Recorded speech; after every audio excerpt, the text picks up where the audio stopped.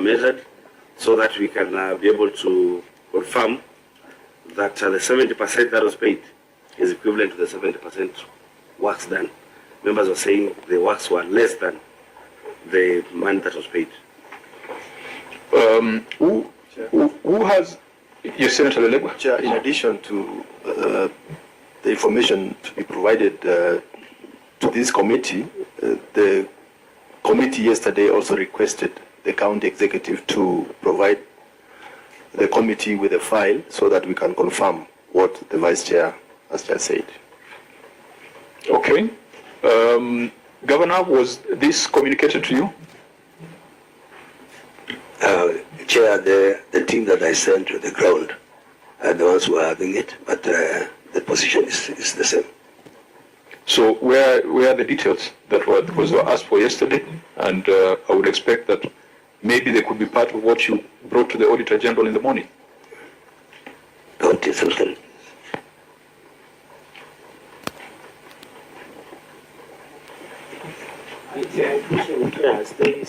They try to answer is we also requested that the contractor, I don't think we say it should appear through any person. We say the contractor must appear, and also the consultant plus the consultant's report, and also we said we needed to see the report on sole progress of the project and also the aspect of variation. That is what we wanted to see, although the county team yesterday said they have not responded to the variation that the contractor was looking at. And I think, as the deputy majority whip has said, it is important if we can get the file of the project so that we can get some clarity on some of these issues. Vice Chair?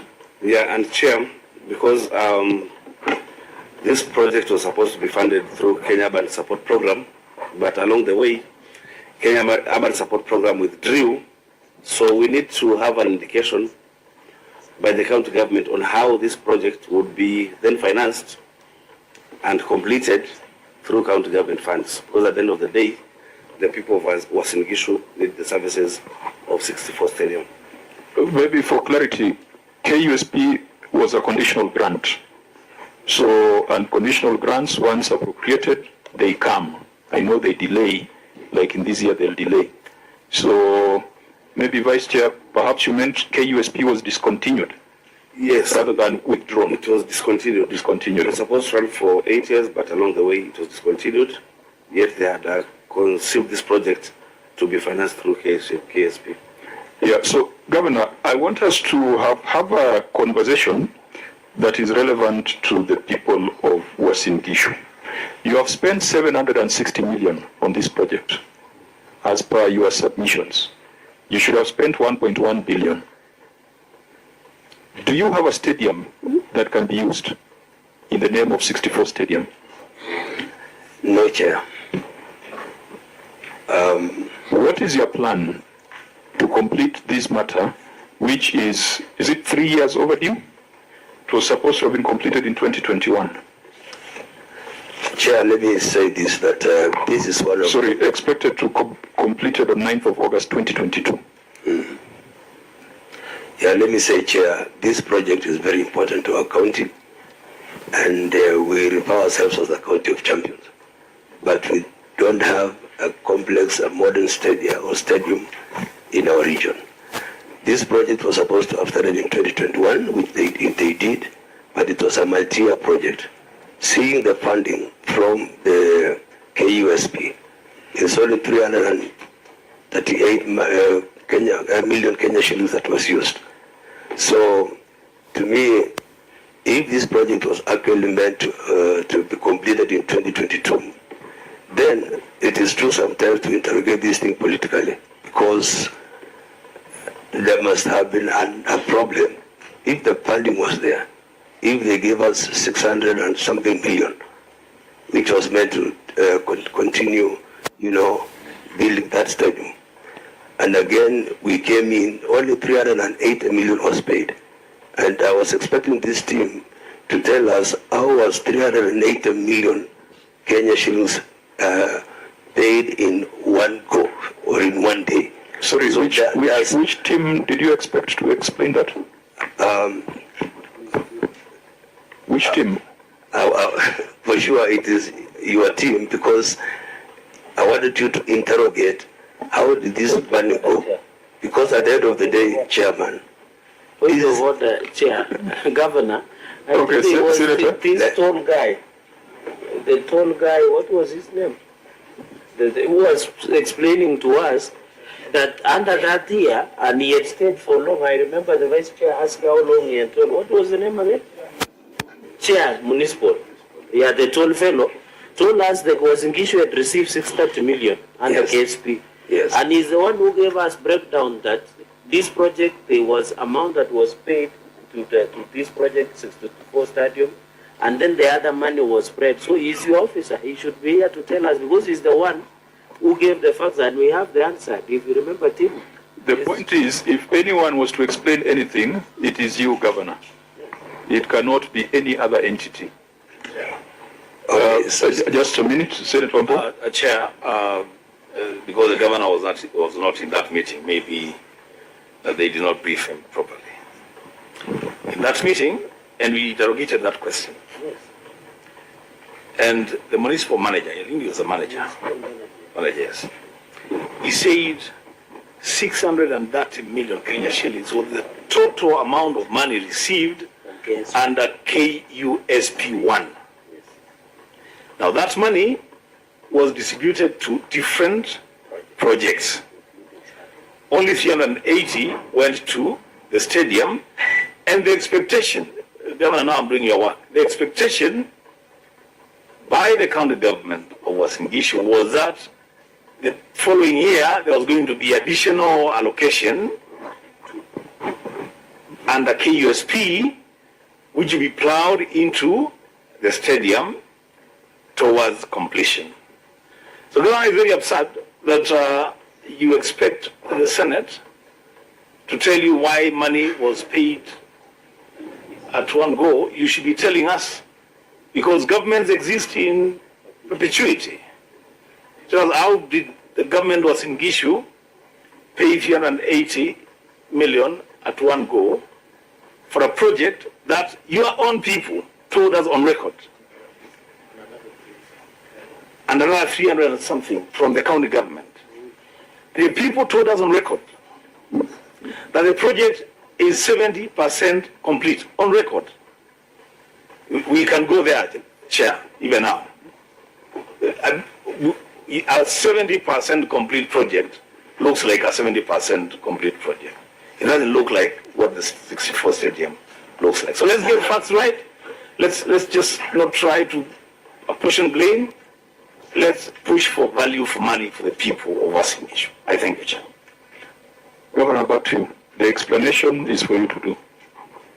Chair, sorry, because I was not there personally, but because the city manager was there and the technical team, I would allow one of them to respond to this. But Chair, for real, we paid the 380 from the KUSP docket, and then the other 375 from the county government. So allow me to give our technical person, Faith, please, if you are in. Chair, I'll respond to the issues raised. So that's 755 million in total paid. Yes. 380 plus 375. So, which document is that? On the ground. Governor, you have said 380 was paid from KUSP and 375 from county's equitable share. So the total expenditure is 755. Does that varies with what was circulated yesterday? Because yesterday it was 660. 685, 799, 332, and 58 cents.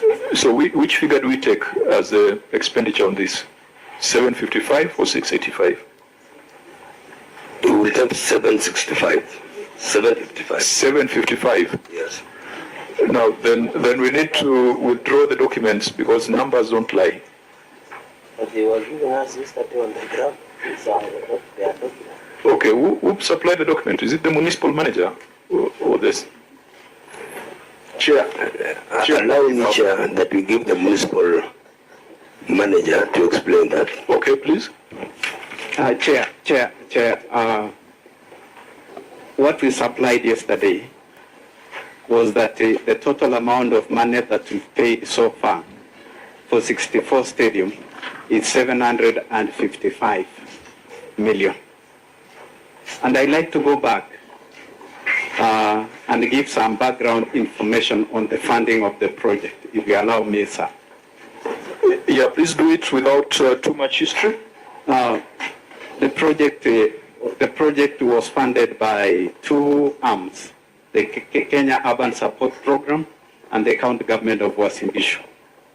In total, what we received from Kenya Urban Support Program, we received in 3 phases. The first year of funding, we received 630 million. The second year of funding, Specify the financial year when you talk of first year. we received the money on 17, that is the year 2018-2019, the first phase of funding. The second phase, we received also the same amount, 630 million. That's 2019-2020.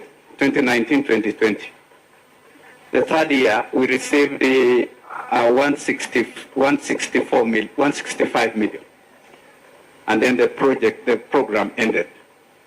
In the first year, for the 630, we had not come up with the building of the 64 stadium.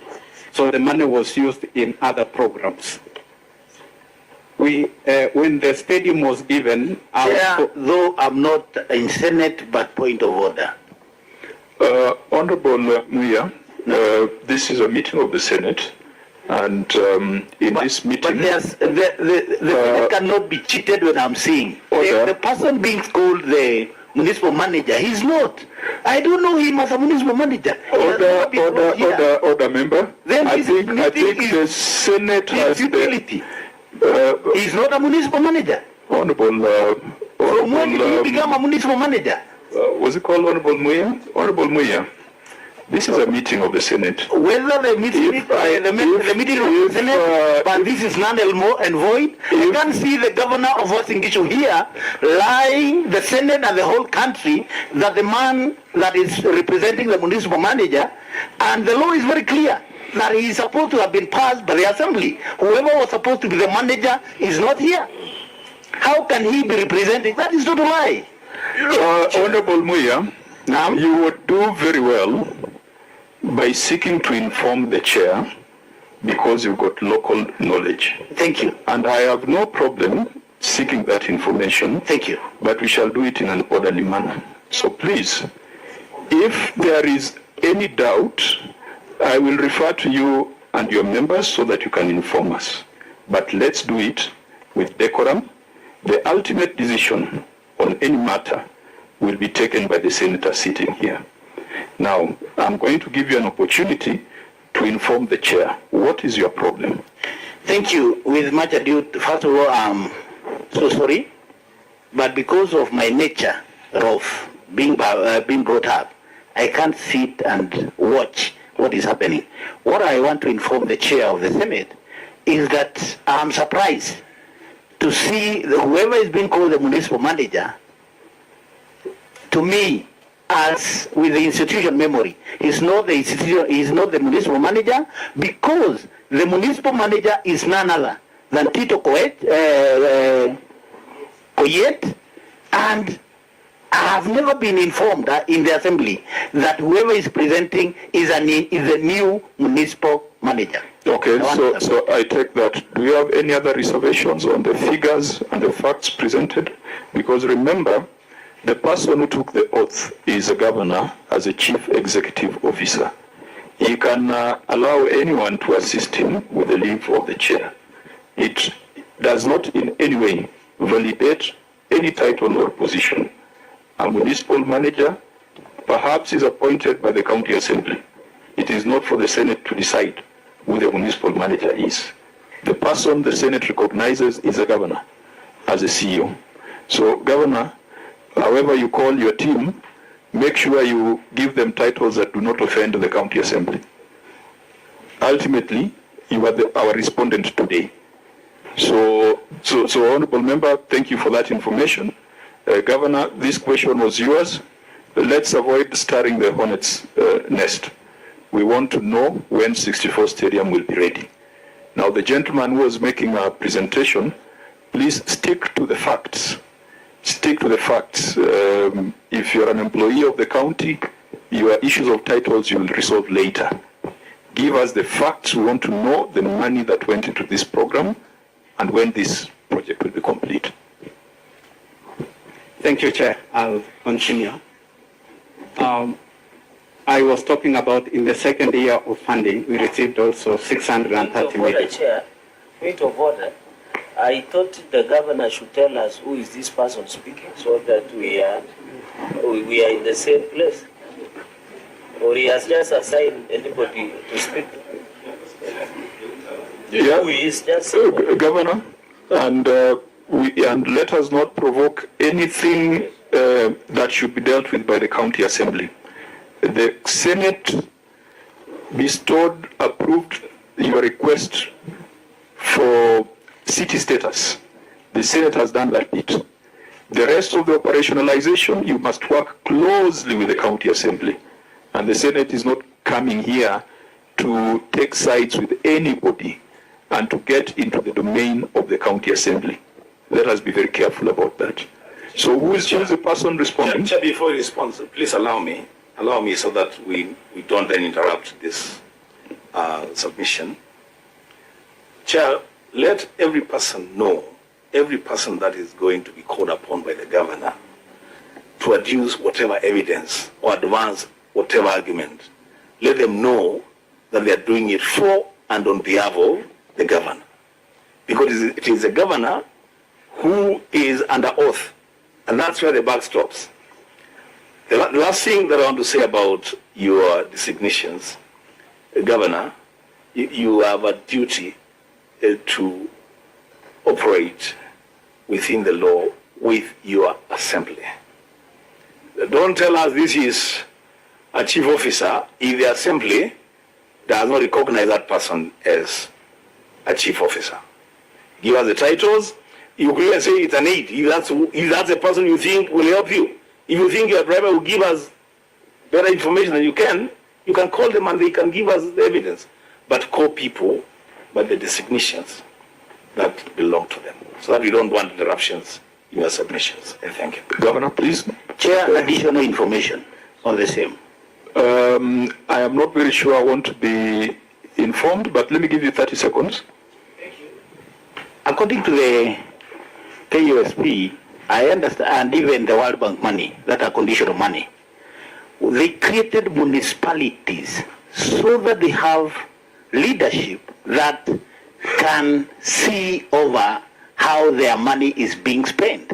But that has not been the case in the case of county government of Uasin Gishu. The municipal manager and his team are supposed to be the one who are supposed to oversee the World Bank money, which is conditional money, which is not the case in Uasin Gishu. Thank you for that. That points to further violation of the Urban Areas and Cities Act, which we can deal with at another level. Governor, we need a stadium. We need to know when we are getting a stadium. Thank you, Chair. County Secretary, please clarify on the person talking, because he is the one who is going to give the true information about the stadium. Thank you. Our city manager is on leave, which ends on the 28th of May. And while on leave, which he applied, he could not leave it vacant. That's why we appointed our direct administration to be the acting manager while the city manager is on leave. Governor, I am not going to get into this contest. It is in public domain that there have been some activities that fall below the requirements of Chapter 6 in this county with regards to that particular office. And perhaps that's why the member is agitated. But we are not going to get into that. I think for now, if you are to get someone to help you to respond, be very careful. Just call them your officer. You can avoid giving them titles. It will help us to move forward. When are we getting a stadium? Thank you, Chair. So, my officer, please. Please, and proceed fast. Chair, I'll be very fast. I was just putting across, I don't want to go into, but in total what received from the Kenya Urban Support Program is around 1.4 billion shillings in 3 years. So the first year came 630, the second year of funding 630, the last year it came around 165 million. The money was supposed to be used in many projects, but the county government of Uasin Gishu came up with 11 projects, including the 64 stadium. So what was spent in other projects that are currently complete and are in use was 1 billion shillings, 1.04 billion. What went to 64 stadium is 380 million shillings. The funding came to an abrupt end. And what remained is that the county government was supposed now to take over and fund the program, the projects. So far, the county government of Uasin Gishu have paid 375 million shillings, totaling... In which financial years? In 2021, 2022, we paid 83 million. In 2022, 2023, we paid 103 plus 152 million. It comes to around 156 million. That is in year 2021, 2022. We paid 150. Officer, please relax. 2021, 2022 through the chair, you said it was 83 million, right? 2020? 2021, 2022. Yes. 2022, 2023. Can you start again? The payments made by the county government, how much by financial year? Start again. I'll do that, sir. The project, if we have this understanding behind the project was financed by KUSP and funded. Yes. Then in the same year in which the KUSP was funding the program, we also came in as the county government of Uasin Gishu. In the year 2021-2022, we paid it 83 million. In the year 2022-2023, we added another 103 plus 52 million. It came to 155 million. In the year 2023-2024, we've paid 115 plus 29 plus 40, 105 million shillings. What we have in the internet banking is 29 million. Totaling what we've paid by the county government of Uasin Gishu is 375 million shillings. If you add 375 plus 380, it brings to 755 million and some money on top. You are still not answering the question we are asking. Yes, sir. When is this project going to be complete? A visual examination indicates that the project cannot be at 70%, even though payments are at 70%. Have you done an assessment through Public Works to establish the true status, Governor? Chair, thank you very much. Let me ask Pate, because he's a Public Works officer who was in charge. Pate, please. Chair. Senator Lelegu, just before you come. Chair, from the submissions from the officer, the last time the county government budgeted for this project was financial year 2023-2024. Is that right? Chair, the county government has been budgeting for this project. The last time we budgeted for this project is 2024-2025 this year, which we had 70 million. Have you expended that 70 million? Yes, we've paid a certificate of 40 million, and we have an internet banking certificate at 29 million, bringing So to that is the last time this project was budgeted for? 2023-2024, sir. Yes, okay. We budgeted 106 million shillings. Yes, you've not given that information, the last bit of it, 40 million and the 30 million. Chair, it was included in what I just read. I totaled the amount. Public Works, the concern that 70% does not seem to be the true status. Thank you, Chair. The project is expected to end on December, according to the contract. Is that it is supposed to come to an end. The contract is supposed to come to an end on 8th of December 2025. Currently, the status of the project is that it's 70%. The reason why we need to understand that is that the high-value works have been completed. High-value works of this kind of project is concrete works. Concrete works that have been done are actually almost 100%, meaning that the amount of work that are remaining is actually massive works, low value. Ideally, the low value of finishes. What is the 30%? 30% is just finishes, roofing, part of it, and fencing, which are low value in terms of. Just a minute. So for those who went to the stadium, you need to confirm, because he's saying that it's just. You said just say them again. The 30% is. 30% of works that are remaining. Remaining would be. Is a roof structure.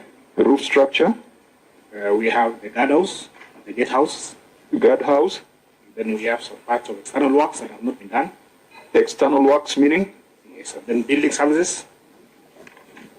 Building services, that is mechanical and electrical works. Mechanical and electrical. Yes.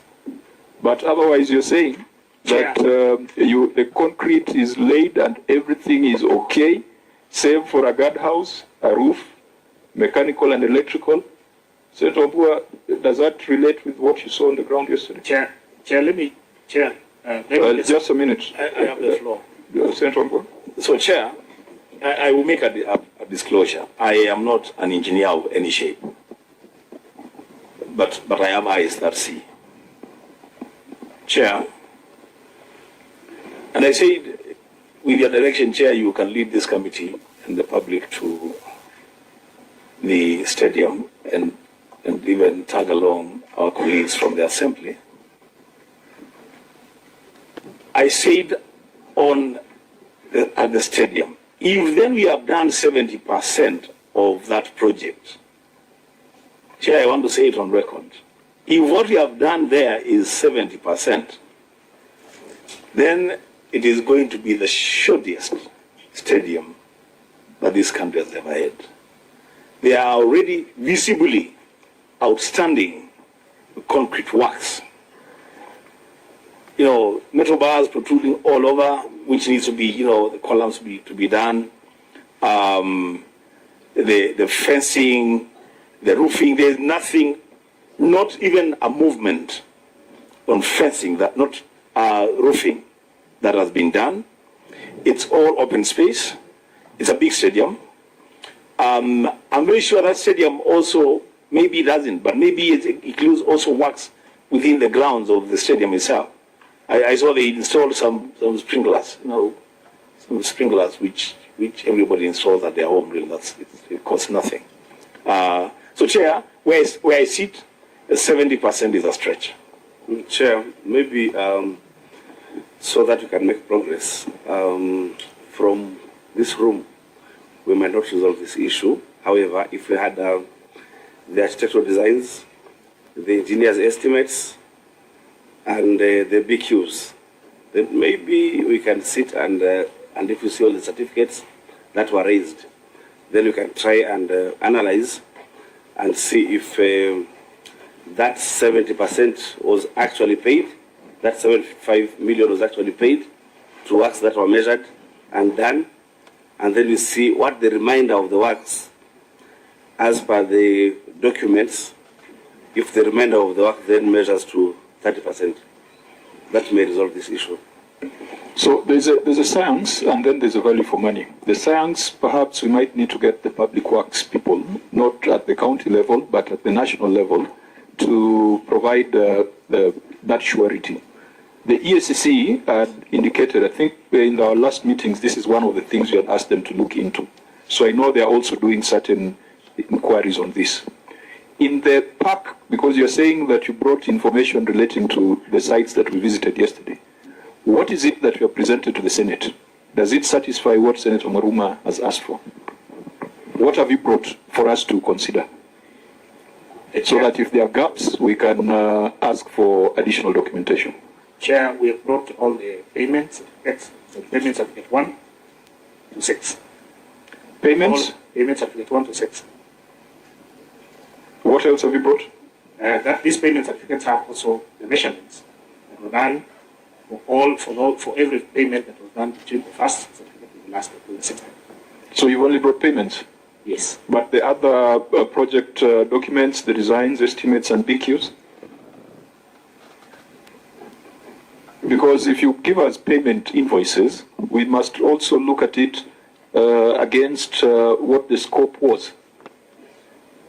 Chair, we have the payment certificate includes an appended BQ for that particular payment. Have you submitted a copy of the contract? We can submit. That is extremely essential. We have submitted was that requested yesterday, Senator Echaragi? So that was requested yesterday. That needs to be provided. We have submitted. You have submitted? Yes.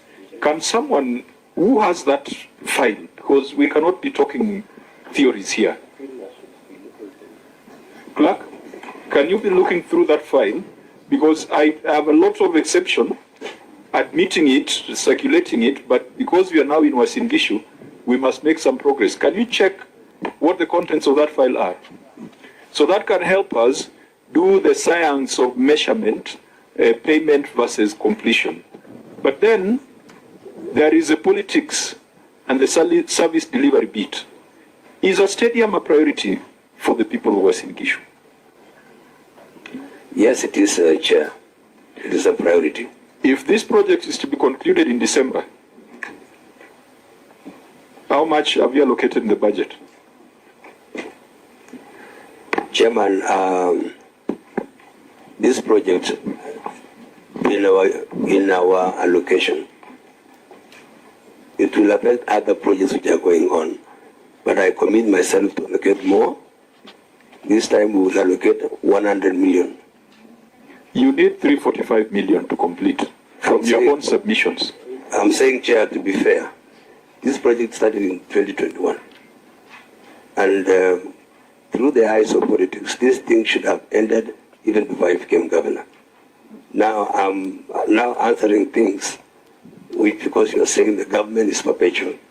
Avoid that line, Governor. You are the governor of. I know.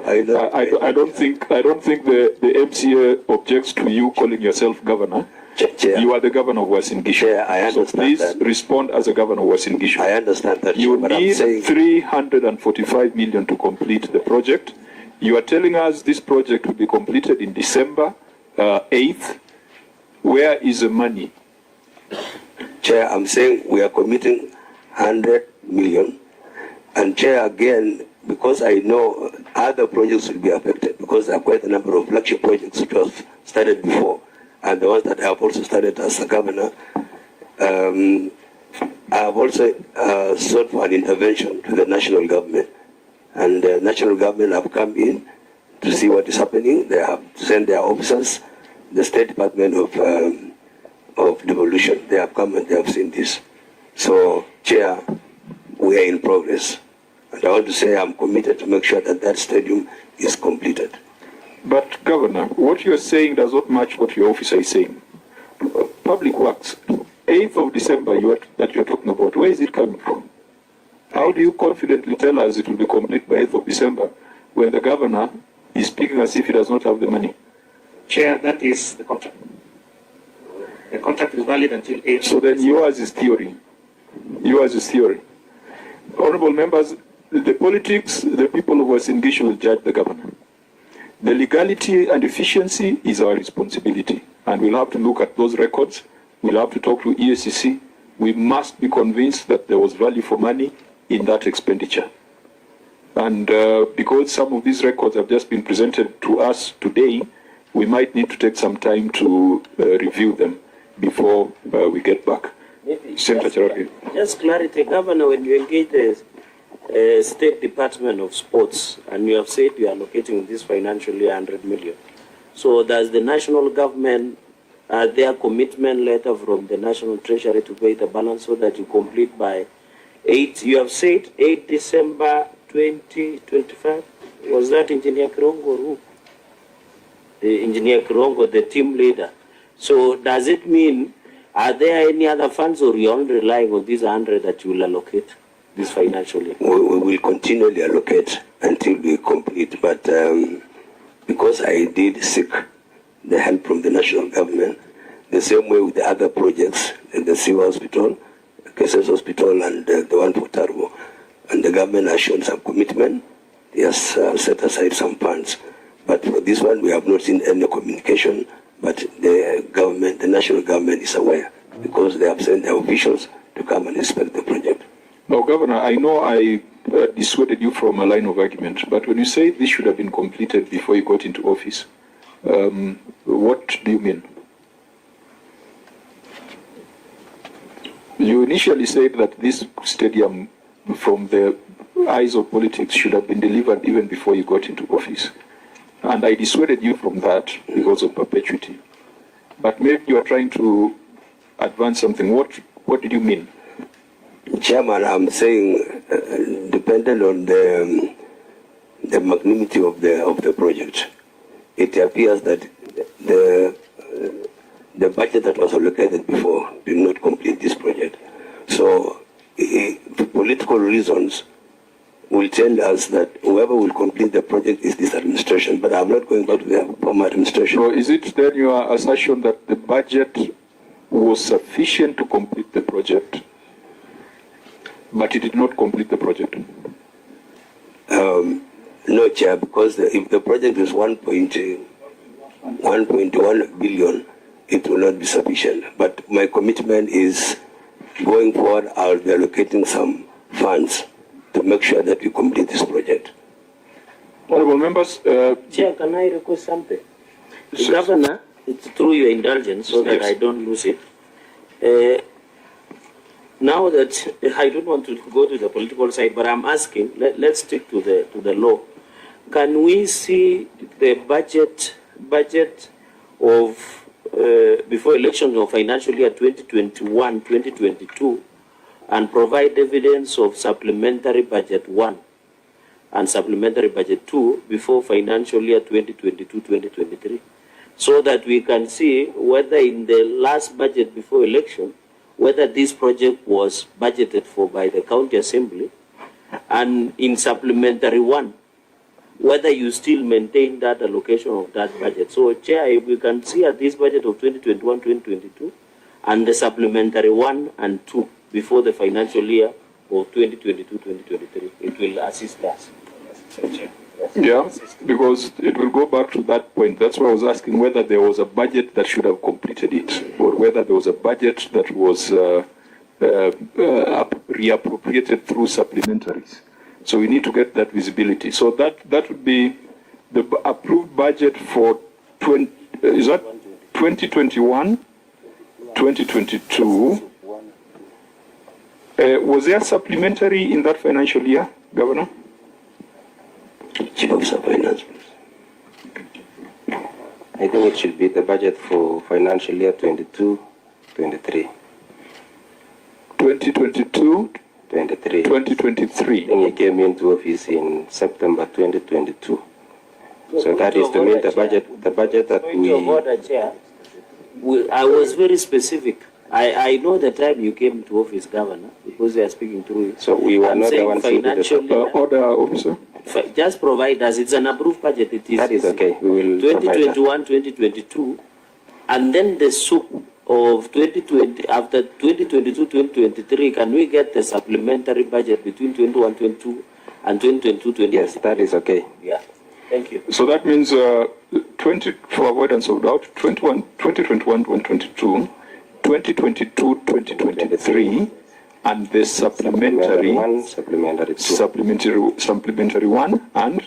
Supplementary 2. That is important for us to establish the facts and dispel the notion that may have been in the public that these projects were budgeted for, and when a new government came into office, they rearranged the budget and took the money to other areas that had not been captured in the annual development plan. That is okay. I think that we can submit within 7 days. Clerk, this is an extremely important point because it's going to affect the other projects.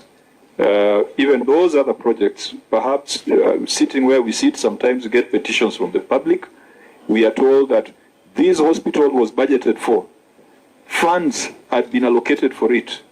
When the new government came into office, they changed priorities and did a supplementary that took away money from hospitals and took to other things like cabros and street parking. We need to establish that as a fact, not as politics. Governor, have you had those kind of assertions? And sometimes they say so. Is it a fact that you moved money from hospitals and stadia to cabro? It is not a fact. So we need to see those budgets for us to be able to track that. Could we go to the next project that you saw? Chair, so let me conclude on that stadium. Just two issues. One, to go with the theory of the officer that it will be completed by 8th of December 2025, ideally the contractor should be on site, like yesterday. The contractor is not on site. When is the contractor going back on site? And secondly, Chair, I hear a lot of contradiction. The governor says, looking at the magnitude of the project and the money allocated, it may not be enough to complete this project. But he's only allocating 100 million this financial year. Is there money pending owed to the contractor as we speak today? And is that 100 million part of the payment to the contractor to get him back on site? Governor? Manager, please. Chair, let me begin from the last question. The contractor had requested for payments. The last payment, certificate number 6, which was an amount of 120 million. How much? 120 million. Payment number, certificate number 6, 120 million. That amount has been paid 40 million. 29 million is at the ID, internet banking, which is awaiting payment. And then 50 million is yet to be paid for that certificate of 120 million. So ideally, as the contractor said, is that the moment he gets these facts, he is now a must logo, but he'll come back to work immediately when he gets his finances. So with an additional 120 million, it brings the total payments to 875 million. The 755 million is included in this. It includes the 120. It's apart from 50 million. Okay. It is part of the 755. It is a part of 755 million, other than 50 million.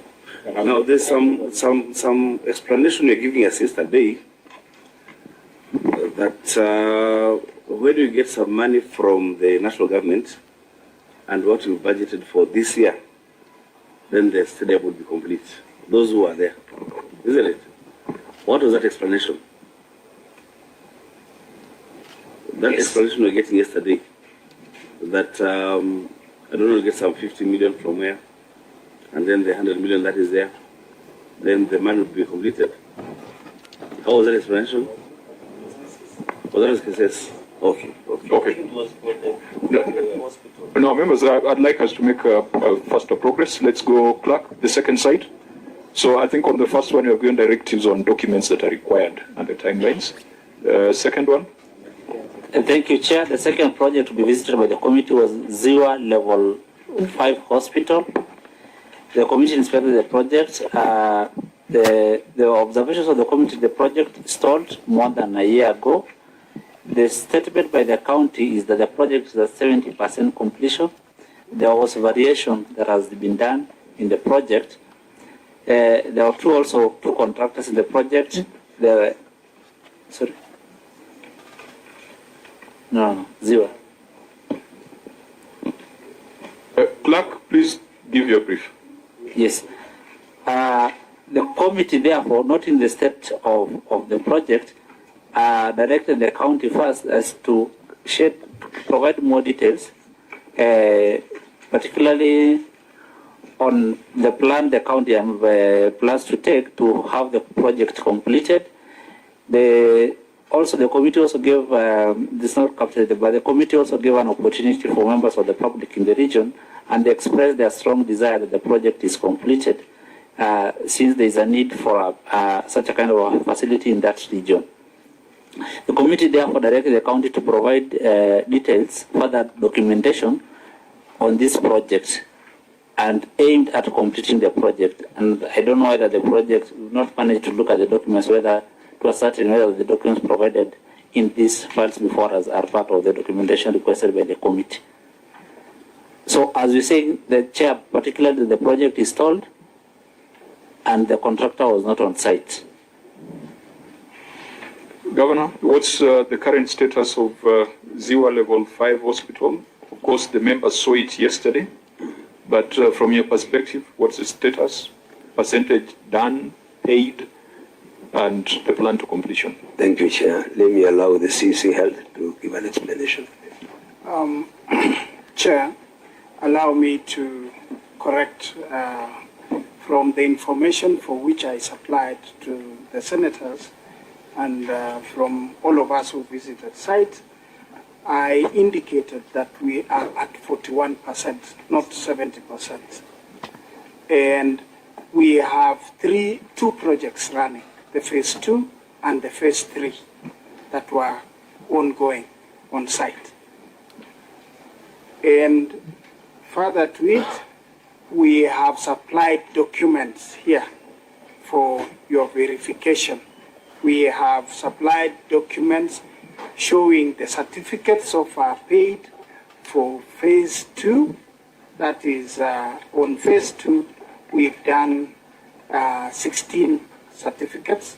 It is captured in the document supplied. And for phase 3, we indicated that so far we were at 35%. 35% for phase 3, that is zero. And we have supplied documents indicating the payment certificates already done. Could you, because the documents you're talking about came in the morning and you have not had the opportunity to peruse them, can you tell us what is the scope of phase 2? What is the scope of phase 3? Okay. As guided, Chair, allow me to give the whole brief so that for your benefit, Chair, now that you are not on site. Now, Ziwa was, the idea for the construction of Ziwa was mooted in 2015. And there was then a phase 1 where the idea was to do a model sub-county hospital. And the contractor then of phase 1 was called Kadan Construction. And an award was given of 93 million shillings, but in between there was change of that project. And 12 million shillings was spent, and evidence of which we provided. Then a change of project now came phase 2, which is the Ziwa level 5. Hospital. That is phase 2. Now, in Ziwa level 5, that is what we are talking about, it was awarded in December 2nd, 2019 to a company called Centurion Construction. And the sum award was 806,562,179 shillings. The contract period was supposed to take 1 or 4 weeks, but there was an addendum for 8 months, an additional addendum, so that the works were supposed to have ended sometime in, allow me to refer, 31st August 2022. But then the contractor sought extension, several other extensions. The scope of works was to do the OPD block, the X-ray block, the records block, pharmacy block, maternity block, generator house, ramp and walkways, power house, some civil works, underground tank, ramp, staircase and lifts, electrical works and mechanical works. That was for phase 2. And in the information supplied, I furnished the Senate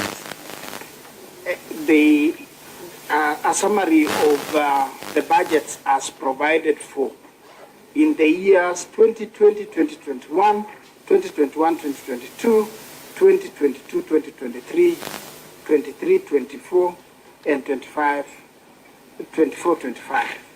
And then I also furnished the senators on the payments, the payment certificates and the annexures, which are now captured in the files supplied.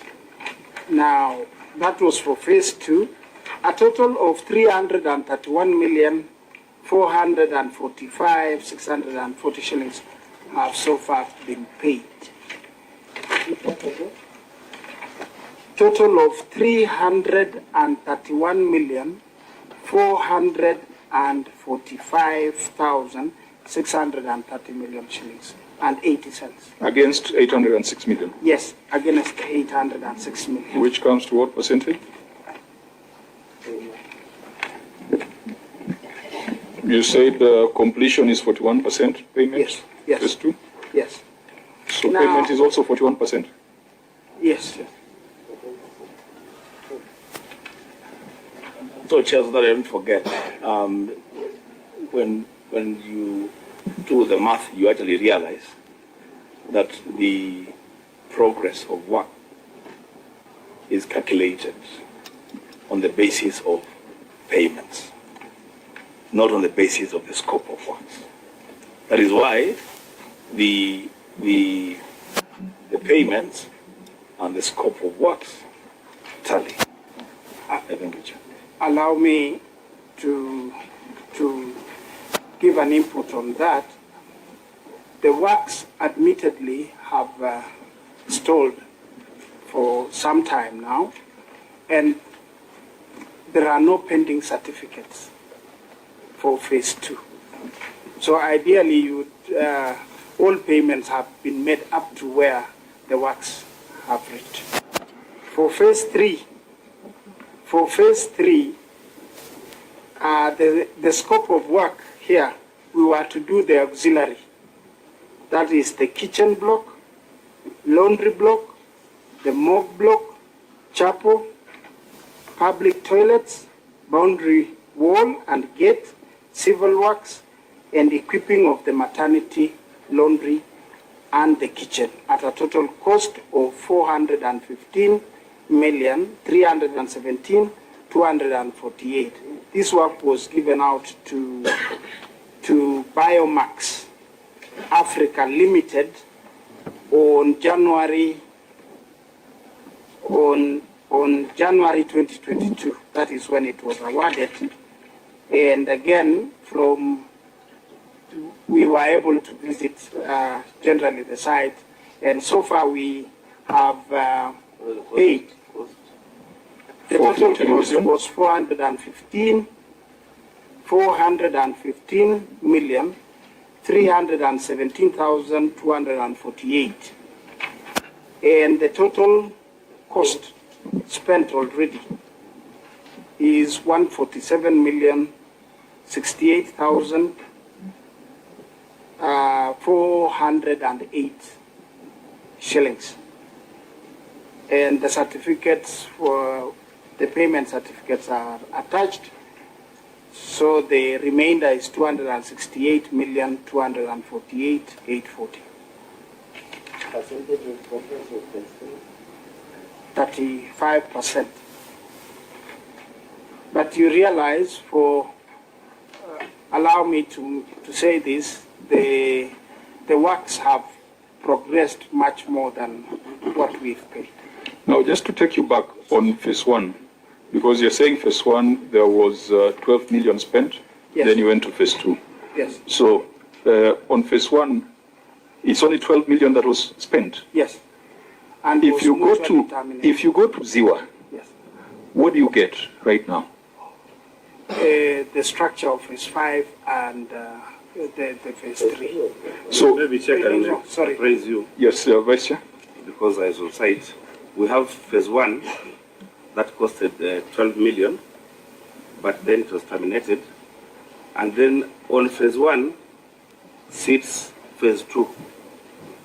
So if you go there, you'll not see phase 1, because then phase 2 is sitting on it. Now, phase 2 is not complete, but then adjust.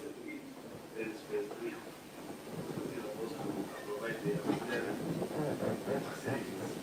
Now, the question that you asked yesterday was, why is it possible because what we see for the following reasons, that if we leave the school for too much long time with the water seeping into the building, then the number 2, we could have done maybe phase 2, the main project, and completed it, so that the people can even walk in, and get maybe drugs, and could even have done a makeshift maybe kitchen, complete that project before we come to that phase 3. And let me make my observation here about this county. This county is fighting more than village. They are starting too many big projects, and they are lasting many years, but they are not being completed. Why isn't it possible to just start one flagship project, complete it, and then maybe go to another one? The 64 stadium, incomplete, 1.1 billion. Ziwa, phase 1, 860 million, phase 2, 415 million, both incomplete, and have lasted from 2015 up to now. If you go to cases, the process is different, but there's the Mandago project, quite a big project, but again, it has barely left the ground, 13%. Why is the county starting many projects, let me say ambitious projects, which they're not completing, and we are sinking public funds? There's no value for money, because if a project can stay for 15, not 15 years, but more than 10 years, not being used, then there's no value for money. Chair. Chair, can I have observation? Senator Chiraki. Chair, maybe Governor, and yours, because he's speaking through you, we were there and we realized that this project has stalled. And Uasin Gishu has been blessed with many rains, and you notice the walls are turning green. I know that is almost your village, and it's something you can access easily, or your local center. I don't know how far it is, but I suspect it's within your locality. In this phase 2, why was it not even possible to roof? Because the building is deteriorating, it's dilapidating, and at the end of the day, Governor, by the time that building is complete on phase 2, you might need another money to do renovation on the main substructure. So the contractor is not on site. What are you telling this committee that at least, because I think Faith is loudly silent today, I don't know why, maybe Agona Homa. But the point I'm trying to make is, we were with her yesterday, and she said that, I think she said November or October last year that the contractor left on site. Why don't you even do roofing? So that, you know, we are talking about value for money, at least for phase 2. Then my final question is what the Vice Chair have asked. What was the wisdom or lack of it to leave phase 2 hanging and start phase 3? Finally, Chair, in this financial year of 2022-2023, in 2022-2023, in this phase 2 and phase 3, was there any budgetary allocation? Was when you allocate the budget, because you have said you will allocate, we were being told yesterday by your CC Serem that you have requested 50 million from the national government. Where will it go? You have phase 2 and phase 3. And number 3, in the financial year of 2022-2023 and even now, were you allocating money as a whole or on phase 1, phase 2 and phase 3? And finally, Chair, on phase 1, because I was there, is sitting phase 2. So who took these 12 million Kenya shillings? And I wish the EACC should be here, because we cannot bury the Uasin Gishu money people of 12 million and just walk away. The money cannot be dead and buried. Money is somewhere. So, Chair, the EACC must tell us, by the time phase 2 and phase 3 was coming up, who went away with 12 million, and we want to know that contractor, the certificates that were paid, and possibly what EACC has done to recover 12 million. You cannot just walk away with people's money. We must be told where 12 million is. It's a lot of money. It can change lives even in Samburu and Kitui. Mr. Chairman. Chair. So, Senator Lego. Chair, my assessment when I visited the site, when the committee visited the site, is that phase 1 is stalled. There is no hope in phase 1. Phase 2. Phase 3, there is some progress. We could see some progress in phase 3 because there was roofing. Surprisingly, there were equipment that was supplied, and the equipment is already on site. Equipment for the kitchen and for the laundry. And the main project, because you call this phase 3 as auxiliary projects, the main project is not complete. The hospital is not complete. So I don't know why you are supplying the equipment for laundry and for kitchen, and the main project is not near and budget is not provided. Senator Wambua, then we will come back to the Chair, that's a very interesting question from Senator Lelegwe. We will be interested to hear what the response is. Chair, the information I want to give to the governor about Ziwa project, because he was not there with us, and we got that information yesterday, is that project, 806 million, there is no PMC for that project. The public is completely in the dark of that project. In Keses, there was a very vibrant PMC. In Ziwa, no PMC, and the PMC that was available for the operational health facility, on record, told the Senate Chair that they are not allowed access to the site.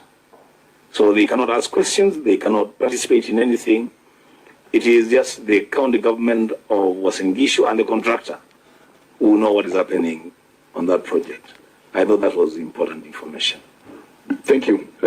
Governor, I want less of technical information. I now want information, the response of a leader. I don't want technician information. You're the CEO, you're the leader of this county. We joke too much with public funds. I've sat on this chair for some time. Makueni County delivered a mother and child hospital, 200-bed capacity at 135 million. You have spent 490 million. There is nothing of value, because the value of a hospital are the services that people can get from there. It does not matter whether it has gone to lintel level or roof level. If there's no treatment, there's absolutely no value. It is a white elephant. Makueni delivered 135 million. You have spent 490 million. There is nothing. And you have a budget of 1.2 billion. We are joking with public funds. This is not just a question of whether the certificates are proper. This thing stinks. Governor, how many beds were you supposed to deliver? Yes. That project 400. 400 beds. Even if you did simple maths, Makueni 200 beds at 135. Uasin Gishu 400 beds at 1.2 billion. I think it's high time we came up with an index or model, because now there is going to be some level of responsibility where for the same infrastructure, for the same service, one county spends X, the next county spends 10X. You know, it's an embarrassment. Senator Wambu, I think you were present when Governor Kivuta talked about the mother and child hospital, 135 million. We saw some hospitals that Governor Lee built in Nakuru at far less the price. But they are complete. People can walk in and get services. Please, Bwana CEO, can you offer leadership? Tell us when a woman on SHA will be able to walk into that facility and get service. Chair, we've also visited cases, I think level 4 or 5 hospital. There is good progress with 540 million. Good progress. But no treatment. Yes. A hospital is a hospital when people can walk in and get treatment. Otherwise, it is just concrete. Governor, you are the leader. Chair, even if you say the government is perpetual, it is good to say the timing. The time the project was started and the time that it is now are two different scenarios. That for 10 years, the past administration did not complete the project. And for me, only 2 years, you expect that I have completed the project. It is not possible, Chair. What I ask and for advice is, I did take up the project. There is no project that as I left when I became governor. Both the Ziwa and Keses, including Targo, and even the 64 Stadium. I did my best to provide funding, but the problem is we don't have enough funds, enough allocation to complete this project. That's to be very sincere.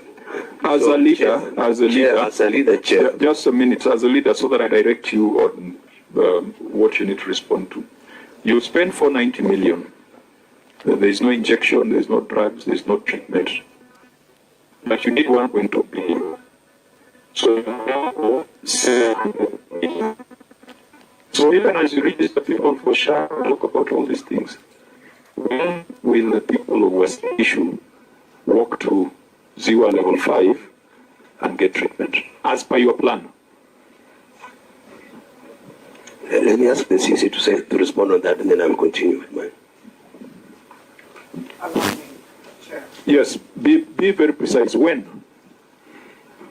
Ideally, the Ziwa level 5 hospital from the BQ and the extension, 31st December is what is captured. Please tell us the reality. You are talking 700 million required between the 490 and the 1.2 billion. So tell us a plan matched by budget. Don't tell us about BQ and those contractual things. The governor requested the national government for assistance, noting the challenge we had. Definitely, with the available budget, it is not enough. So your plan is to toss this to William Ruto. He is not to fix the problem. We have since received 50 million. From? 50 million from? Earmarked for us from the national government. You need 700 million. Yeah. So what is your plan for the additional 650 million? Continuous allocation, definitely. So until which year? Noting the difficulty you are in. Gentlemen, Governor, you are elected to solve the problems of the people of Uasin Gishu. You can't tell us stories that things will just happen if God wishes. You must have a plan. You have a five-year CIDP. You have an ADP. Where have you captured this? Or this is not a priority? So that we close it and say that Koti Moja does not care about the health of the people of Uasin Gishu. He cares about other things, and we move on. So that you take political responsibility. Chair, in all fairness, if you can see the sequence where these projects or these flagship projects were started, they're almost at the same time, apart from Ziwa, which was started around 2015. And then, if we were to be fair, we would ask, how was it previously with the other administration? And I want to say the truth, that if 64, we require another 400 to complete 64 stadium. If Ziwa, we require another 400 to complete 700. We have not gone to Jackson Mandago Assessment Center, which is the element of national functionalities, and then cases, and then Turbo. This was, Chairman, will require that even if I was to budget this thing, it will go for another 10 years or more. Because because even our own revenue alone will not sustain this. Let us be candid and face the real thing. You know, this is a political thing, and these people are watching, and they want to know exactly what plan do I have. I have said I will continue committing some money on this, and I don't know when it will end, because if the governor does not know, if the governor does not know, who would know? Please, Chair, be clear. No, it's your words. It's your words. You don't know. Let me give a perfect example. That the first time Ziwa Hospital was established, it was given 180 million. And that 180 million was budgeted for all facilities within health.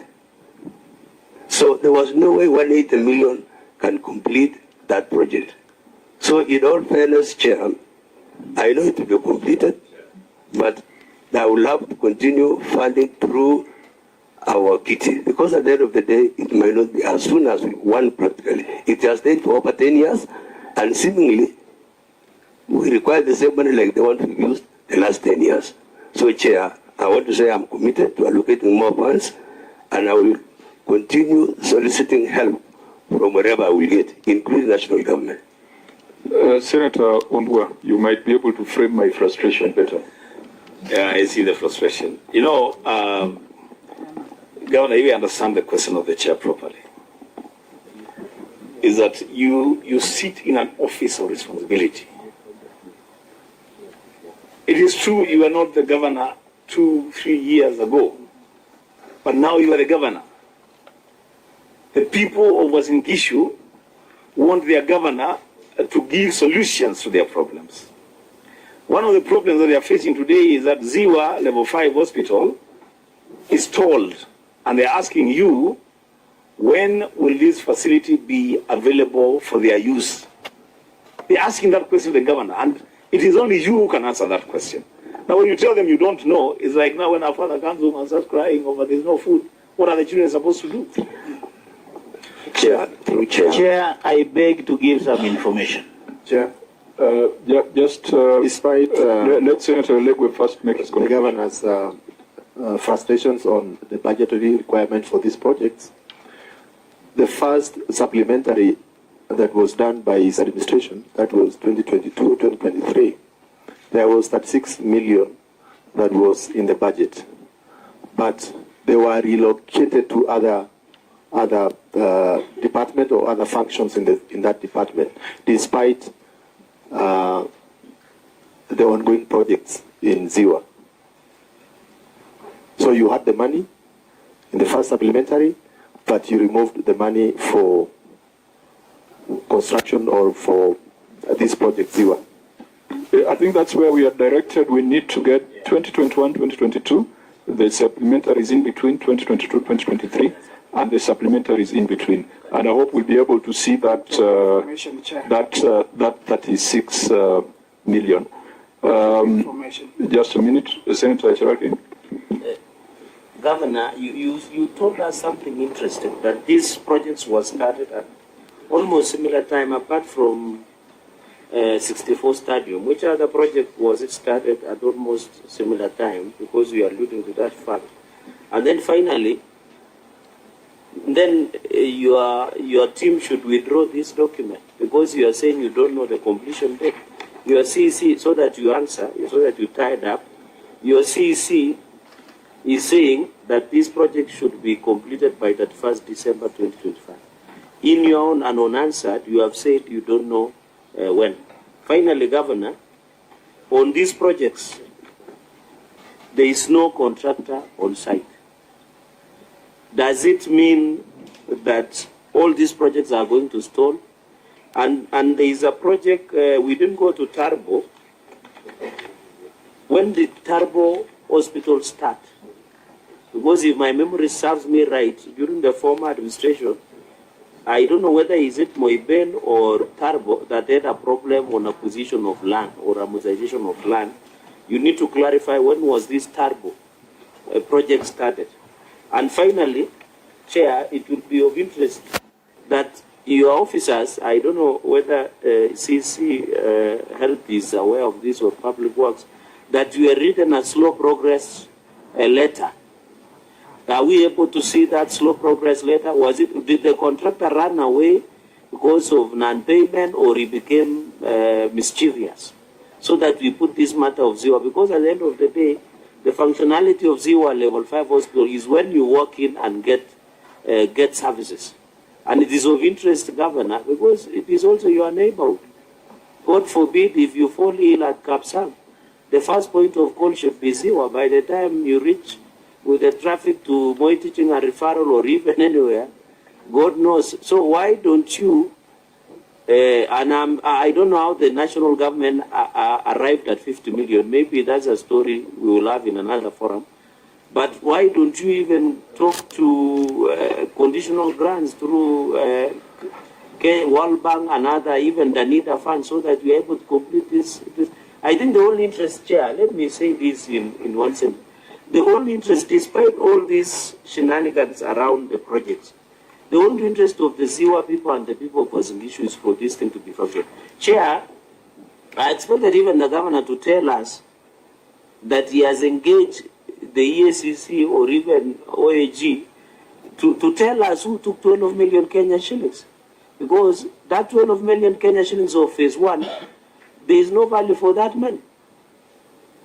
And in your office, have you even cited a contractor who was paid that 12 million? Because EACC, I don't know where they are, because apart from 490 million, 12 million was put and it disappeared. It is like a governor of Taraka, when he bought fish fingerlings and went to a moving river and thrown them, and then he said it is gone. Is this the same scenario? Yeah, I think so. For Turbo is a substantive audit matter, so we'll deal with it there because it's also related to this. Now, before Honorable Muya, in a minute. Thank you, Chair. I like your question of the governor that he is the one who is in charge. I want to say that I have the institution memory of this county, and your questions are valid. That we are so ambitious to start very mega projects without knowing whether they will be white elephant or whatever. For example, if you go to the issue of hospital, call the ZIWA Level 4 hospital or Level 5 with the phases. Go to Moipen, which you have not mentioned, is another scenario. Go to Ainapkoi sub-county, which is Ban Forest. Go to the Keses. Go to when you were in Kapsaret sub-county. We have a hospital by the name Kapteldon Hospital. If you go to Turbo, there was a Turbo hospital, which was later mutated to a bigger facility in a different land, leaving the main Turbo hospital uncompleted. Having said that, Honorable Chair, the question comes, the county government, which I'm included, if the governor will make sense, including me, we ought to have come the new administration say this project cannot be completed. We need to at least complete one, the way you said, and gave example of Makueni. But that is not happening. But what is happening today? We are starting other projects, mega projects, I can tell you, in other departments. Meaning that we are going to leave the people of Uasin Gishu with very big project, uncompleted, and public money has been spent. Therefore, it's a high time that we have to be called to order as Uasin Gishu County, because we are giving or we are doing disservice to the great people of Uasin Gishu, and I raise my case. Thank you. Thank you. That was for information. It does not warrant a response. Remember, the Constitution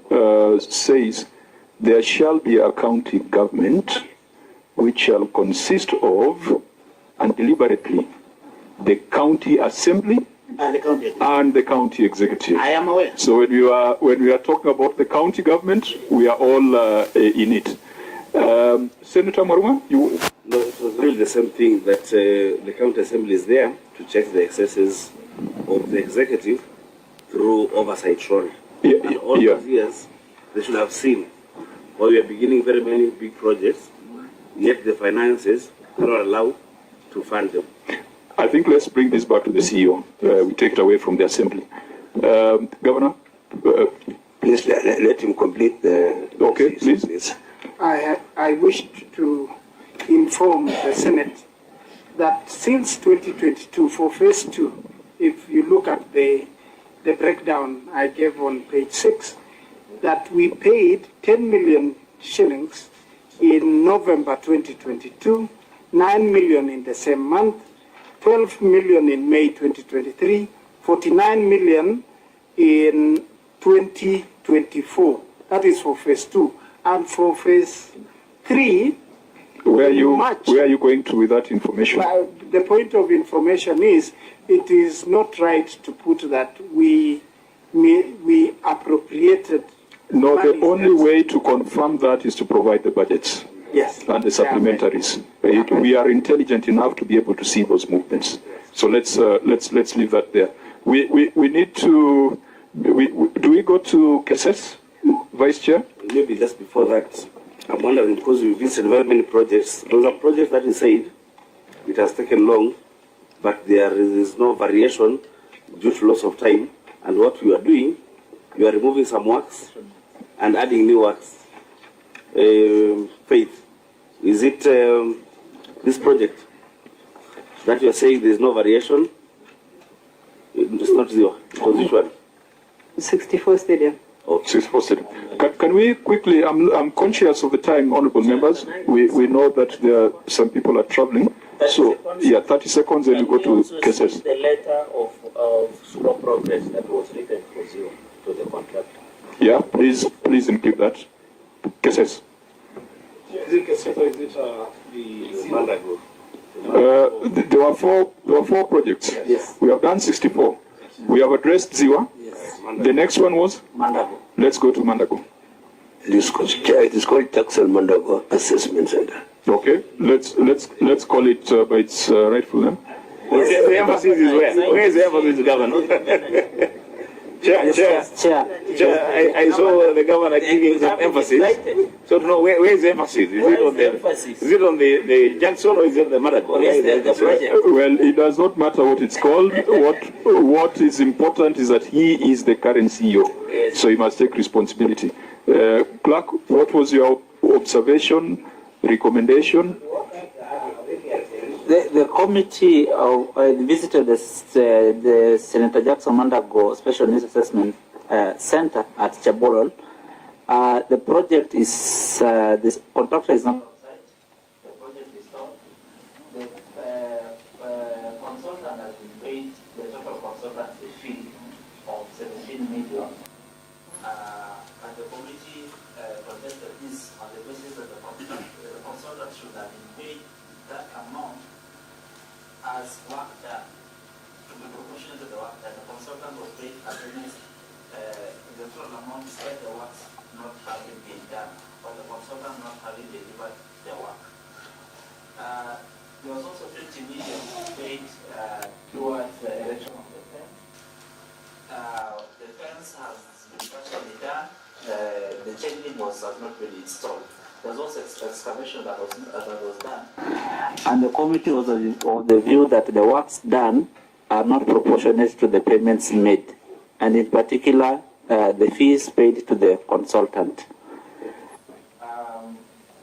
The project is stalled. Not. The committee directed that the chief contractors and the lead consultant appear before it to shed more light on what transpired in the implementation of the project.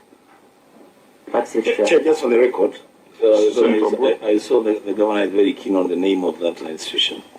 Clerk, it is not Senator Madago. I think it is Jackson Madago Assessment Center.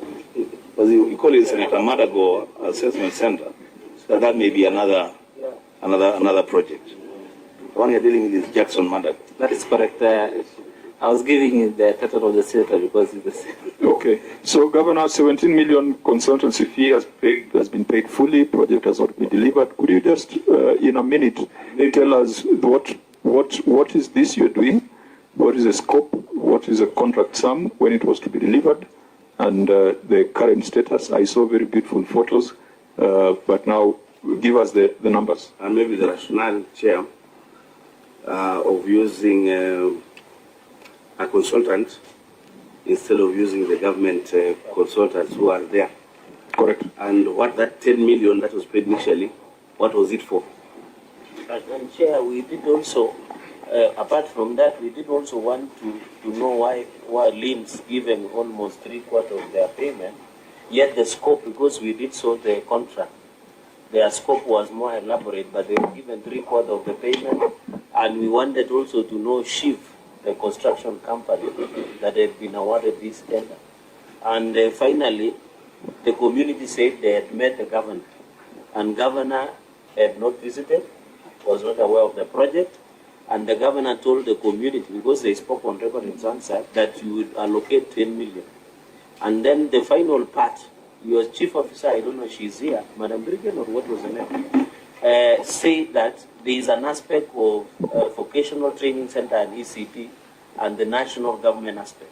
So the question you should add on whether you have written to national government to follow on their functions, and why is it that you have not completed your ECP and vocational as per the default. Thank you. Okay, Governor. Is there a report or some records that you brought this morning with regards to this? Clerks, you can. This is not how we usually prosecute, but now that we are in Uasin Gishu, I think we will try to look at these documents. So, Governor, tell us, without too much jargon, what were you trying to achieve in this Jackson Madago Assessment Center? What's the scope of time, cost, functionality, and current status? Please.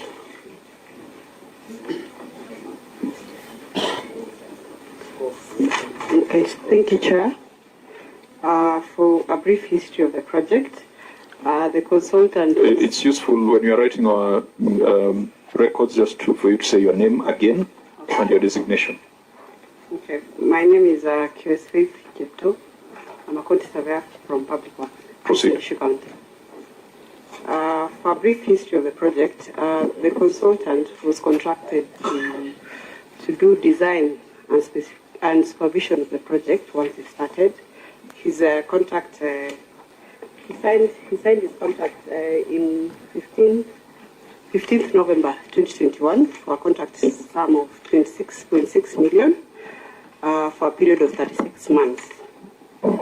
The consultant's team comprised of an architectural firm, conserving firm, civil and structural, electrical and mechanical firms, and ESI experts and a special needs assessment specialist.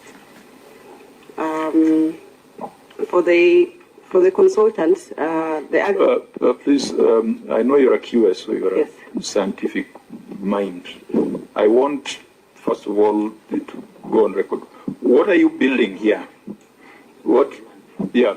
I think the client... What is it? Don't tell me the number of floor square feet or whatever. What is the purpose of this project? I think the CEO is in a better position to answer. Start from there. What is the purpose of this project?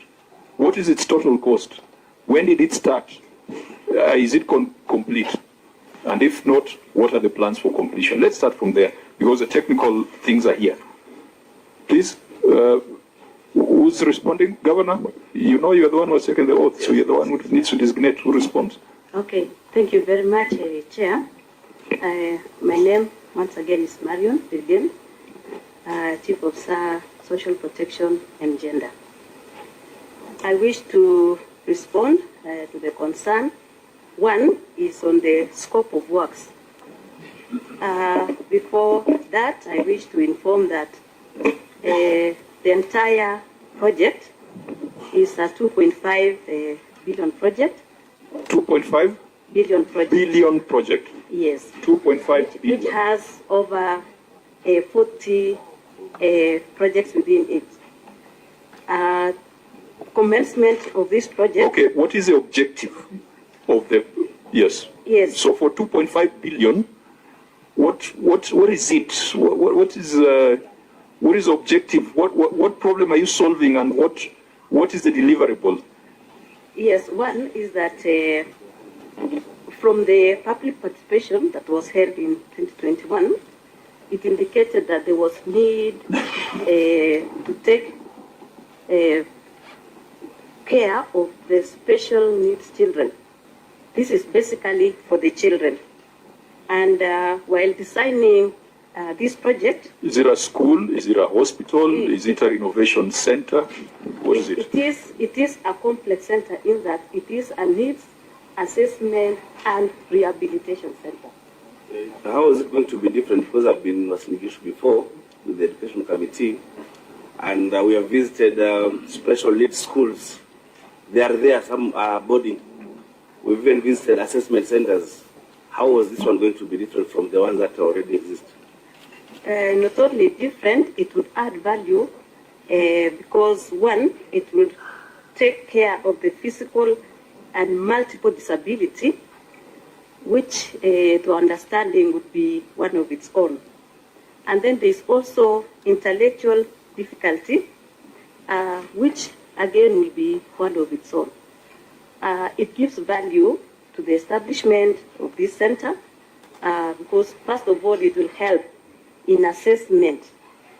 Assessment means identifying those defects that the children have and also giving rehabilitation services within the same units. Fine, so for 2.5 billion...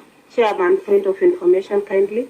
That's the Honorable, the Commissioner. Yeah. Yes, just on a point of information. Thank you. I want to tell the senators that are here today that that assessment center, when it was brought to this house, as a house we declined. And we said that was not our role, neither was it our responsibility. So was it in the ADP or in the CIDP, any of the planning documents?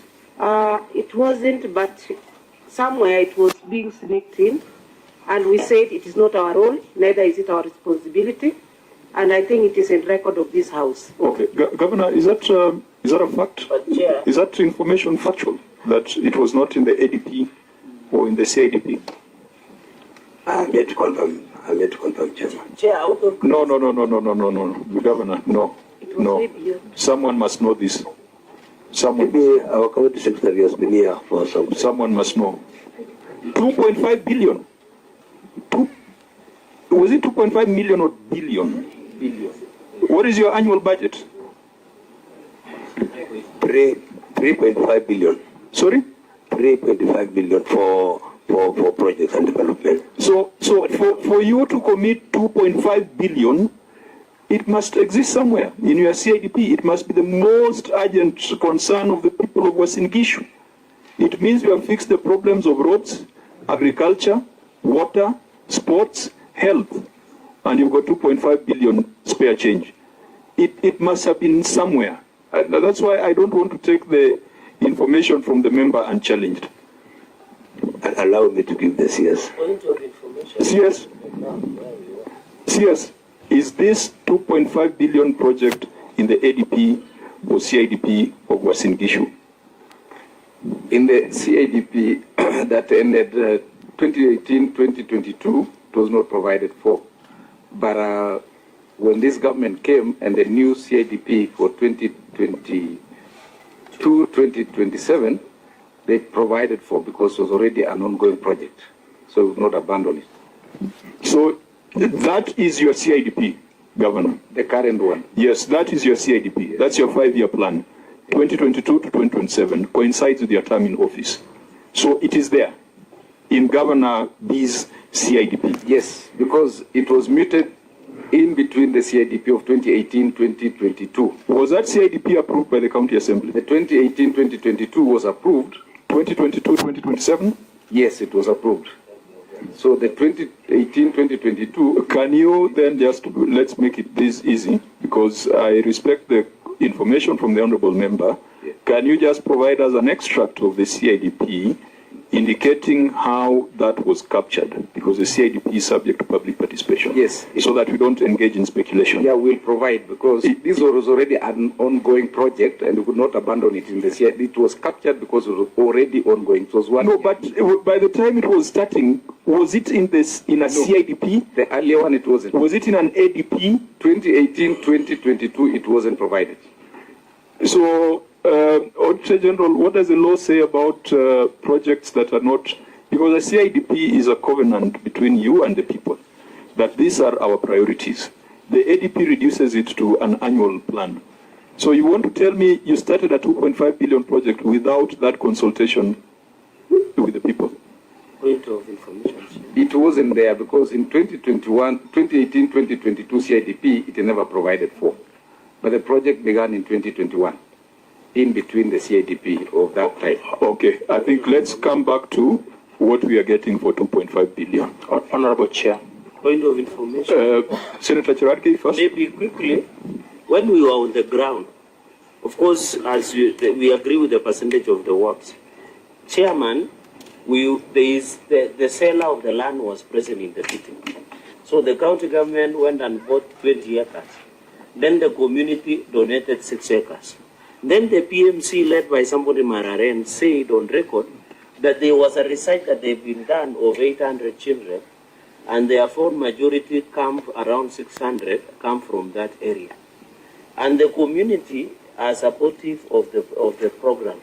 But the PMC, Project Management Committee, are not aware of the scope of works of the Chief Company Limited, because one, and then when we probe further, Chair, we realize in this Special Needs Assessment Center, there were aspects of role of county government. So I really want to see the answer that Mheshimiwa Koreti from Kipsomba Ward is referring to. What were they rejected? Because did they reject the entirety of it, or they rejected the national government function and approved the county? I would really want to see the answer so that Correct. It brings that clarity. Yeah, we can look at the answer. And the plan, I think that's easy to establish. But we are where we are, that the project has been initiated. Point of information. Yeah, I'll give you, we are where we are. Our job is to ensure lawfulness and efficiency. Lawfulness and efficiency. If these things were not part of plans, it takes care of the lawfulness. We'll say this was unlawful. But if public money has already been spent, there has to be efficiency and value for money. I think that's what we now need to come to. Honorable... my name is Jonathan Ngetich. Honorable Ngetich. Yes. Yes. I was the chairman, budget and appropriation that time. Now, for that project started in 2021. There was an heated discussion between the county assembly and the county executive, then the then administration. At that given point, Honorable Chair, we recommended as the House that we have so many other pressing issues that is the responsibility of the county government. That is the provision of ECD, road network, hospitals, and the like. So we recommended that we don't start that program at that given time. Now, as put it by Honorable Merigoreti Baraso, That is why it was not captured in the CIDP of that time. Now, the administration then did not listen to us, and they went ahead and started the program and procured. And now, when this administration came in, the works had been procured. For it to be paid, the controller of budget has some checklist, and the checklist includes the CIDP and the like. Because there was an obligation by the county government, I think that informed that it should be included in the CIDP. So now, that was just to correct the mess? Yes. I'm sorry, Honorable, because of time, I think now we need to be more focused. You have talked of some procurements that were done. So what is the value of contracts that have been awarded for this project? You say 2.5 billion, but has that 2.5 billion been awarded? How much has been signed up in terms of contracts? Okay, thank you very much, Chair. I also wish to note that, or to express that the entire project, the consultant did a phase 1.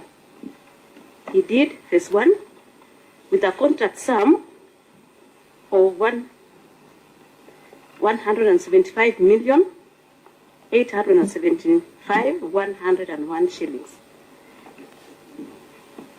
So yes, that was delivered? Has been paid. Now, so for 175 million, what do the people of Uasin Gishu have?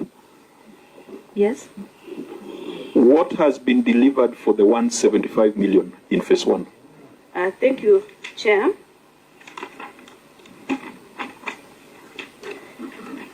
For phase 1, there is a site office, a masonry wall to front boundary. I think yesterday we were able to show them, show the senators the front wall. Yeah, just proceed. And then we have the fencing posts, which actually could be seen, which is at 50% complete, but without a chain link. Excavation and blinding to the strip foundation and column bases were done. Reinforcement has also been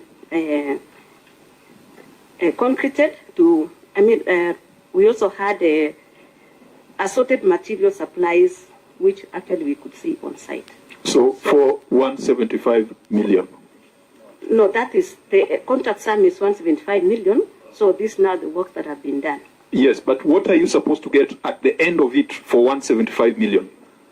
Okay, total scope of works under 175 million in phase 1 comprises of assessment block that would accommodate 1 main reception. Do we have an assessment block so far? It's now started. So it is not there? It's at the ground floor. Mm-hmm. What else were you supposed to get for 175 million? And then there is the visual impairment section, physical and multiple disability section, intellectual and difficulty section, hearing impairment section, staff area and lounge, ablution block, transformer and generator house, boundary wall, chain link, fencing, sentry box and gate. And so these have not been delivered. When were these? What was as per the contract? When was this supposed to be concluded? Phase 1. Completion for phase 1 is on 30th December 2023. 30th December 2023. Why has a consultant been paid in full?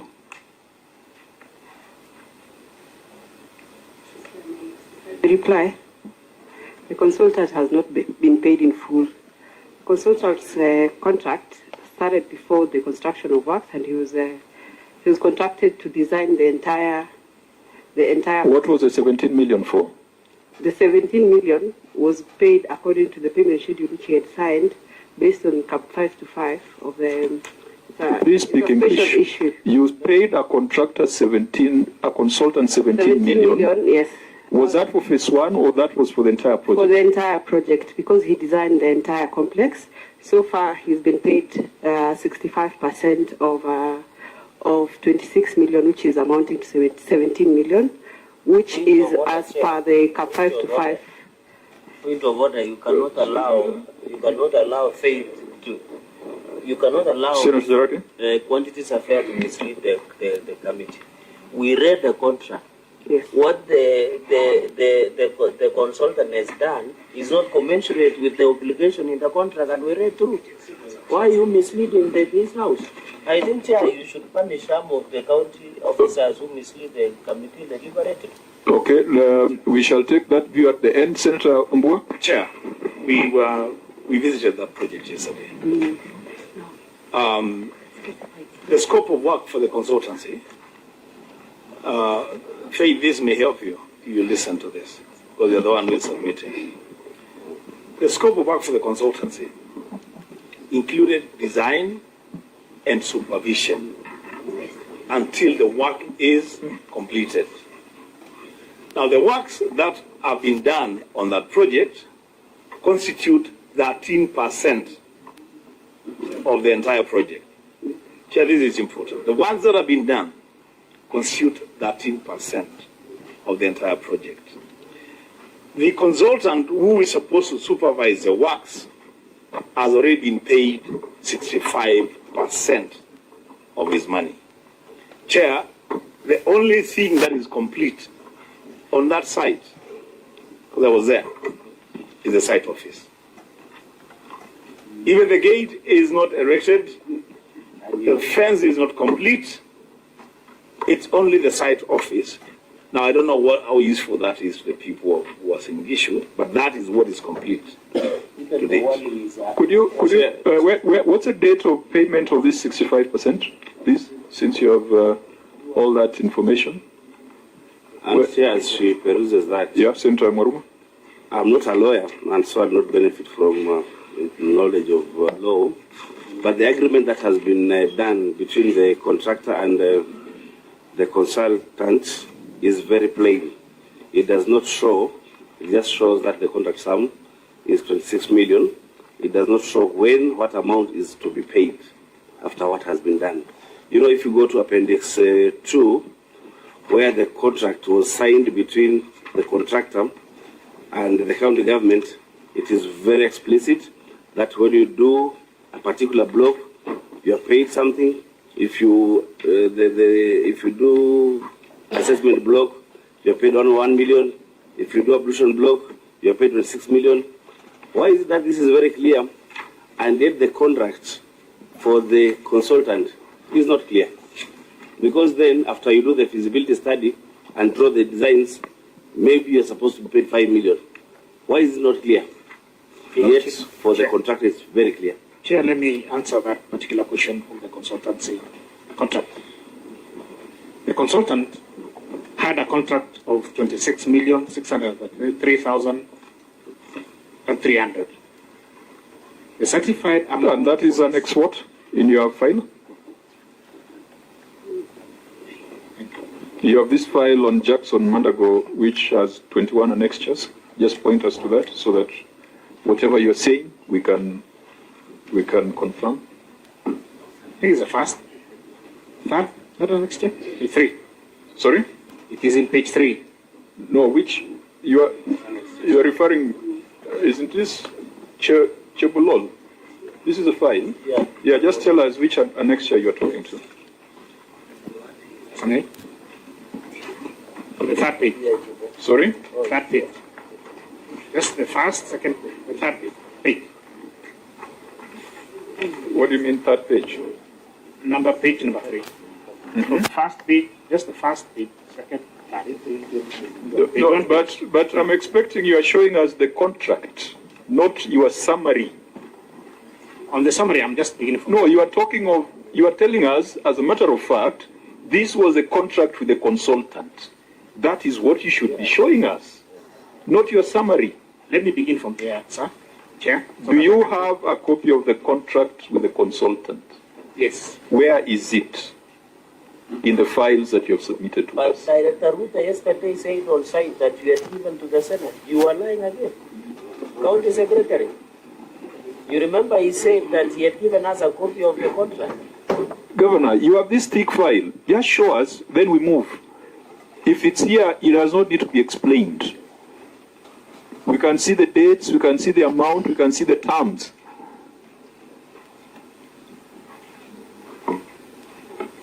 Because we are not going to take just an oral narrative from someone who has not taken the oath. 14.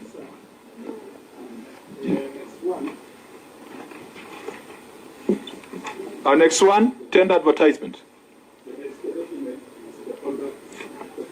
Which one? The next document is, there is a covering page showing us annexures. The next one is a document from the county government of Uasin Gishu. It is your own analysis. The next one is something from the control of budget. Next one. This is your document, Governor. And I don't know why you Chair, guys are now looking the last document is the next Which one? Is there another Chebolol? Because of time, Chair, let me assist him. It is in Annex 2. Annex 2, there is the agreement for the contractor, and then next agreement for the consultant. Here. Annex 2 is almost the last one. Yeah. So your next just start from the back. Yeah. No wonder everything here is flowing contrary to established wisdom.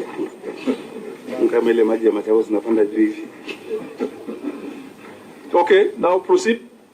And please be very precise. I was supposed to release my members by 3:30. Yes, Chair. There is this contract that was between the county government of Uasin Gishu and the consultant by the name of Linz Consult Limited. This contract was, as it is, signed, as shown in the last page 9 of that contract. However, what I want to clarify is the payments that were made to this consultant. The payments of 17 million shillings was paid under the act that actually mandates payment to architects. If you no, the question is when. When was the payment was done? The first payment certificate was done in April 2022. In April 2022. Against that is 10.6 million. 10.6 million. The balance? The second certificate of 6.6 million was paid in June 2022. June 2022? A total of 17 million. Have there been subsequent payments to this consultant since then? Nothing yet. That is the total amount that was paid. Governor, speak to us as the leader. What are you trying to achieve here in this project for 2.5 billion? Chair, what I foresee here is there is an element of devolved unit functions, an ECD, dispensary, and maybe BTC. But the other junk is touching on the national government because it has a function of the national government. A while ago, before you came, I had discussed with the PS Social Protection on this project, and we were to go to the site so that we can see how we can work together. But as for the other bit that touches on county government, the ECD, the dispensary, I will budget for it. And I was deciding that we will budget 20 million for that project. Then we can do our part. But on the assessment center, we personally had engaged the PS, not through writing, but verbally, and he is willing to come so that we can see what to do.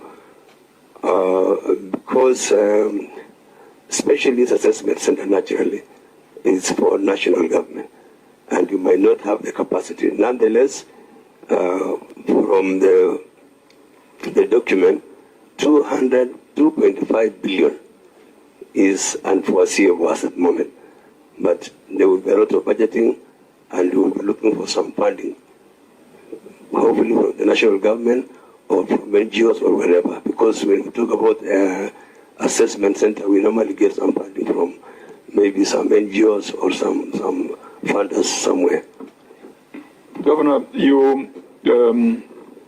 what is your definition of a white elephant? A big project that does not serve people. Correct. Yeah. And Uasin Gishu is littered with white elephants. And we must now agree as a leader, and I want to hear your leadership guidance. You have spent 775 million on a stadium that is not being used, white elephant. You have spent 331 million plus 147 million on Ziwa phase 1 and 2, which is not being used, white elephant. You have another 100 and something million on the needs assessment center that has already been contracted, but it is not being used, another white elephant. In 2 hours, we have discussed almost 1.5 billion worth of white elephants, which requires 3.5 billion Kenya shillings more to convert them from white elephant to whatever other color that can be used to deliver services. This does not sound tenable from a perspective of effectiveness. From the perspective of lawfulness, we are going to look at the documents that you have tendered, and people must take responsibility. So for the legal, administrative, procedural violations, that's why the EACC is part of us and the OAG is part of us. But from a perspective of effectiveness, it is you as the leader to set the tone. I'm going to ask this question again. What is your plan? Thank you, Chair. And I want to say I really appreciate your coming to Uasin Gishu. The reason why we thought it is better that you come to the ground is because we had issues trying to describe these projects in Nairobi. And the wisdom was that you also come as our presiding body to see exactly what is happening on the ground, give your pieces of advice. But as for me, I did make a commitment that any project that has been founded and the public money has gone into it, I will not stop. I will budget for it and make sure that we complete. And if there was any help apart from our small budget, our development budget is 3.5 billion. And out of this, we have an act of the county assembly where we give ward fund to our honorable members, 40%. So what remains is 1.8. So, Chairman, let me be frank that we are going through a constraint, but we will plan properly, we will allocate budget, and we will do anything possible to make sure that this project is come to realization. And we are also doing our best in terms of on source revenue, so that at the end of the day, we will be able to get a better equitable share. Part of this problem was when you budget and say your own source revenue, for example, the last 2 financial years, the target was 1.4 billion. But again, they realized 850. Now there was that balance, which was not there, like a pending bill of 500 million. And then the second one again was 1.4 billion, and then they raised something to 900.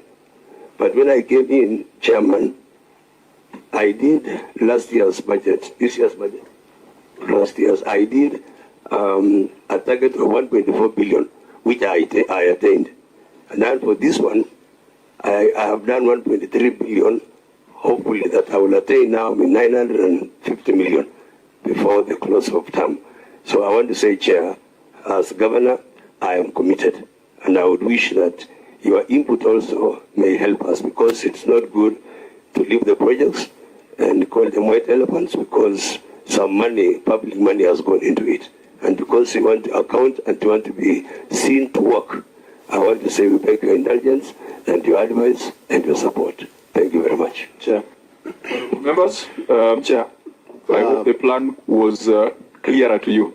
Yes, but clearly from the submissions on this specific project, it's clear that the county government may not be able to finance because of the budget, the cost that is that you intend to implement this on all parts of this project.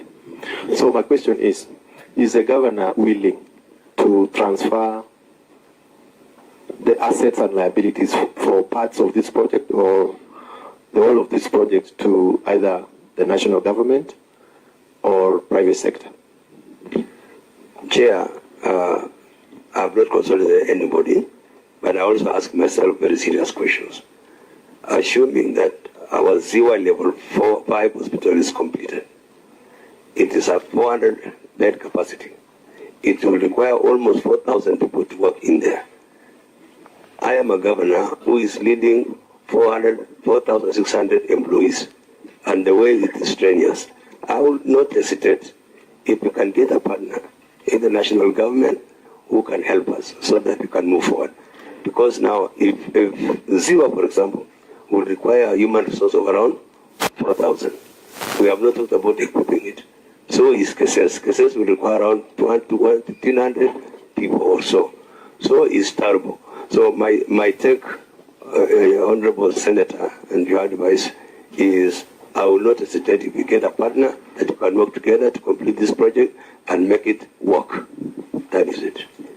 Senator Mbua, I think we are getting to final comments because of limitations of time and the pressure of the day. Maybe let me give this guidance. Because, Governor, at the beginning, you said that what you are prepared to respond to were the projects that we visited yesterday, and that the other audit issues, we might not be able to go into them because they were brought to the Auditor General this morning. I think that's why we have spent most of our time on reports on the projects. But it has been able to bring out the key program management challenges that you're having in this county. I think, members, having demonstrated this problem, we need now to probably go back and review the documents that have been presented to us, offer advice that can help the governor, but also follow, if there were violations of the law, ensure people are held to account. I would therefore, at this point, indicate that maybe we need to do our closing remarks. I think there was one project that you didn't report on, that was Keses. And then there's Tarbo in this report. And then there's the General Hospital in this report. And then there's the ATC, the FTC. Is it the Agricultural Training College? But I think the biggest risks are in these needs assessment, are in 64 Stadium, and are in the health facilities. Audit sometimes is an exercise of sampling, so we don't have to cover everything. So we can maybe bring this now to a close. Information on the white elephant, one. No, I was going to make this recommendation that even as we are bringing it to a close, I could allow one member of the assembly just a minute to tell us, and it's good to inform us, but it's also good for you to tell us what you're going to do about these things, because primary oversight is your responsibility. So I can use my discretion to allow the Deputy Speaker and one other member to say something in closing, and then we bring it to the senators and to the governor. So, yes? I start to finalize because of the seniority. Chair, thank you very much for coming. I want to take from where you said that what is the governor doing about this. I want to say, because you have reminded us that county government is a formation of both arms of government, the county assembly and county executive. I want to report here that in the first year of this administration, when we were seated as both arms of government, we all realized that the first government was too ambitious with mega projects, and we knew that we might not bring them to completion. And what we recommended is that the governor and his team hold the bull by its horn by saying, among all these projects, what are we able to do and what are we not able to do, so that we have a way forward. If there are 7 projects, can we finalize with 2? But up to date, there is no report from the executive, meaning that, and you have heard that from the executive, that they would continue giving bit by bit. My take is a high time we all agree that this is not tenable. We need to call it by its name by saying what is possible doing by the county government and what is possible to release to any other organization or national government, so that the people of Uasin Gishu can get the value of public money. I rest my case. Thank you. Thank you. Mheshimiwa, make it very brief, because my members, some might miss their flights. As said by my colleague, Senior Honorable Moya, I will request the Senate to assist county government, if it will be possible, that we plan for programs that can be done within 5 years. Because if, for instance, I'm in my final term, I procure 20 billion for the next government to complete, it will become very difficult for them. Kindly, as senators, our big brother, legislate for us so that we do programs that will be complete within 5 years. Thank you. Thank you. It is already in law that projects must flow from the CIDP, and CIDPs are 5 years. So when they happen outside the CIDP, that is a violation of the law, and someone must be held accountable. Deputy Speaker, honorable members, I'm sorry I have not allowed all of you to speak because I've been very gracious. Let the Deputy Speaker say something in closing, and then we bring it back here. Thank you so much, Chairman. I really want to appreciate that these proceedings has really helped us as a county assembly to also learn well from you. Chairman, we have been at Catch-22, Honorable Chair, that the public, because of limited resources, every part of the Uasin Gishu County is requiring the limited resource. And if we decide today that we shelf all the other programs for us to complete sewer level 5, then Tarbo will be having something to say. That is where now the governors of the executive are at Catch-22.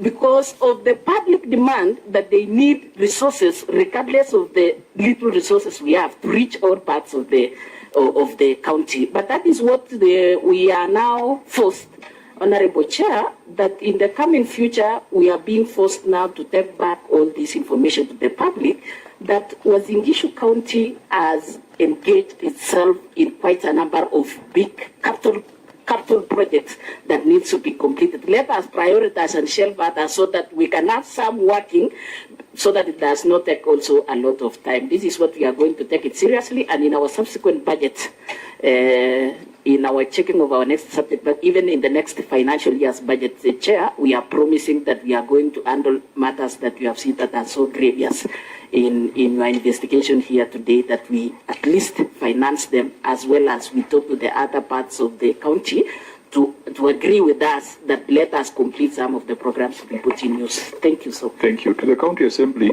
primary oversight is your responsibility. And some of the questions you are asking, you are the ones who are supposed to ask. Some of the things you are condemning, you are the ones who are supposed to catch them before they go bad. So we must work on a framework of capacity development. And as I said earlier, you will realize that the questions you are asking do not require any special expertise or knowledge. It is just a matter of being concerned for the needs of the people. So if you need help, please reach out to Amy. Please reach out to the clerks of this committee. We can provide help from our experience in the Senate. I would be happy on the day we come here and we find that you have already processed the report, so that we only deal with residual issues.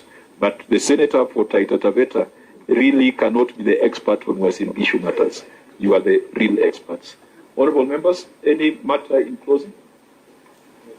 Just closing remarks. Only 3 very quick ones. One, the governor and the speaker, you have a duty to the people of Uasin Gishu to work together. Must complement one another. 2, governor, don't spread yourself too thin.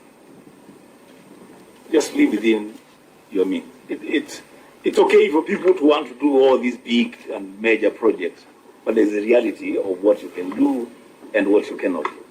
So just look at that. And lastly, if you find yourself that you have sunk money into a project that you are unable to complete, and there is value for that project to the public, don't just take the most simple action of abandoning and saying, I will allocate bit by bit.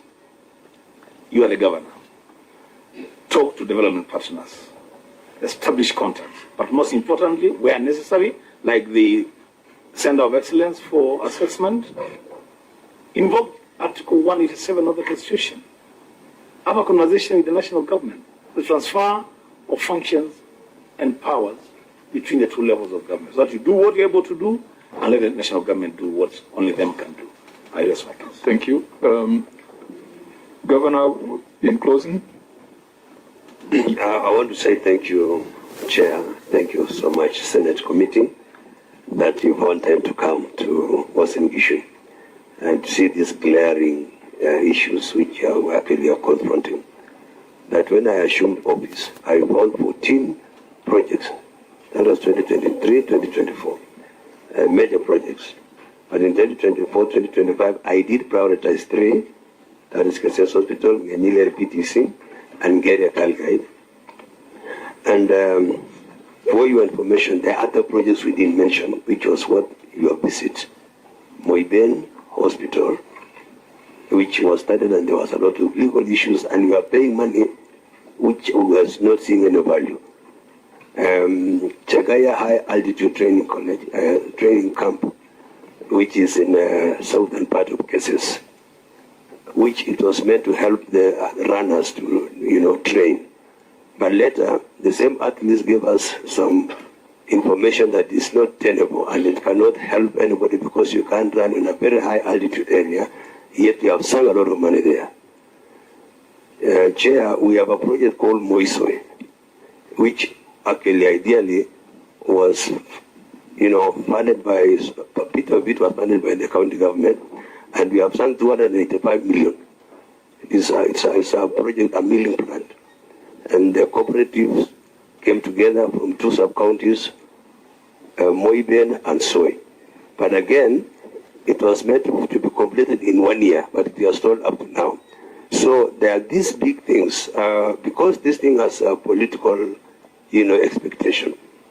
It is very hard for me to say this project will not continue, and you expect me to get reports from that place. I will be so realistic and say, I'll take the advice of Senator, my friend here, Wambua, that we can talk to other partners. We can invoke that section you said, talk to the national government, and there are many other partners and donors who can help us. So maybe again, with your guidance, Chair, we will be able to talk together again and show us where else can we get this help. Because in my state of county address last year, the other year, we realized that we have a pending bill for all these debts that we have was coming to around 7 billion. And I don't know why on earth can we take care of this 7 billion. But my predecessor, I'm sorry to use that, had only paid 750 million. In my 2-year administration, I have paid on those pending bills 1.5 billion. But on the real pending bill that we found, which was 707 million, I have struggled to pay 685 million, balance is only 22 million. So in all fairness, let me say, I would wish that we develop this county. It is the county of champions. It's a county where, Senator, and your team, you accorded us a status of our city, our Eldoret being a city, and we want to wish to be us to be a model county. And I want to say I'm so grateful that you came, and I would wish that you don't stop coming, because your coming here will help open our minds, will help us, to understand certain things and the insights of some issues. I want to say I'm so grateful, and on behalf of the county and the people of Uasin Gishu, the great people of Uasin Gishu, tunasema asante sana. Thank you. No, Auditor General, there are issues in that report that we have not interrogated. One is on the issue of insurance. Keep that matter in view. There were 2 paragraphs on insurance. I think there was medical cover, and there was another staff comprehensive insurance scheme. Number 2 is the issue of irregularities in procurement of land. When we had a meeting last time in Nairobi, there was a matter of acquisition of some land next to the stage that has not been resolved. Keep that matter in view. We might want to ask the EACC to look into it. Number 3, pending bills. Governor, the response you gave here, you just threw figures in the air without providing any supporting documentation. Keep that in view. Number 4, audit and internal controls.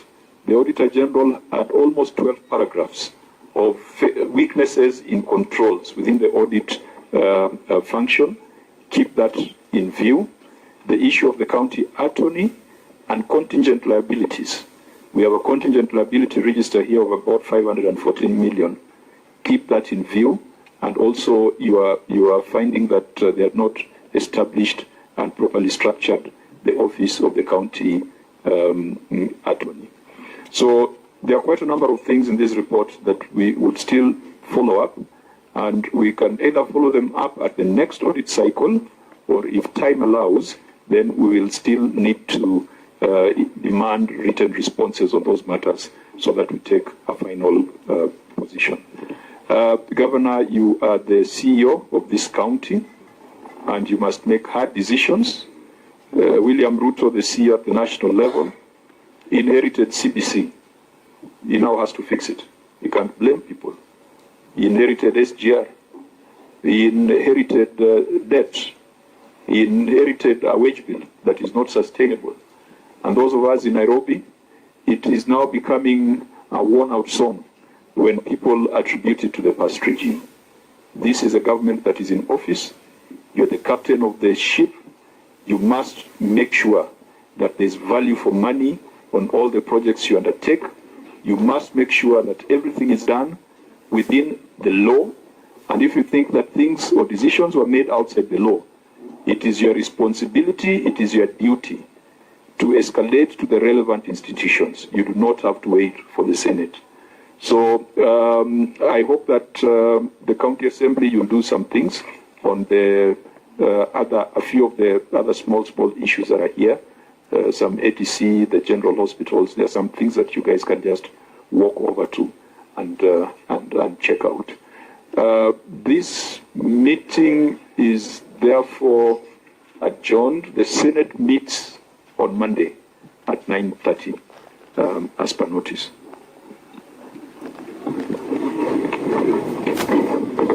This meeting is therefore adjourned. The Senate meets on Monday at 9:30 as per notice.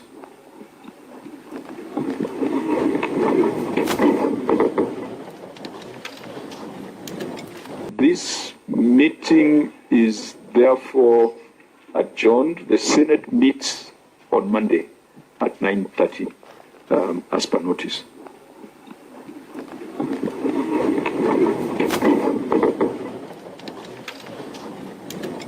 This meeting is therefore adjourned. The Senate meets on Monday at 9:30 as per notice.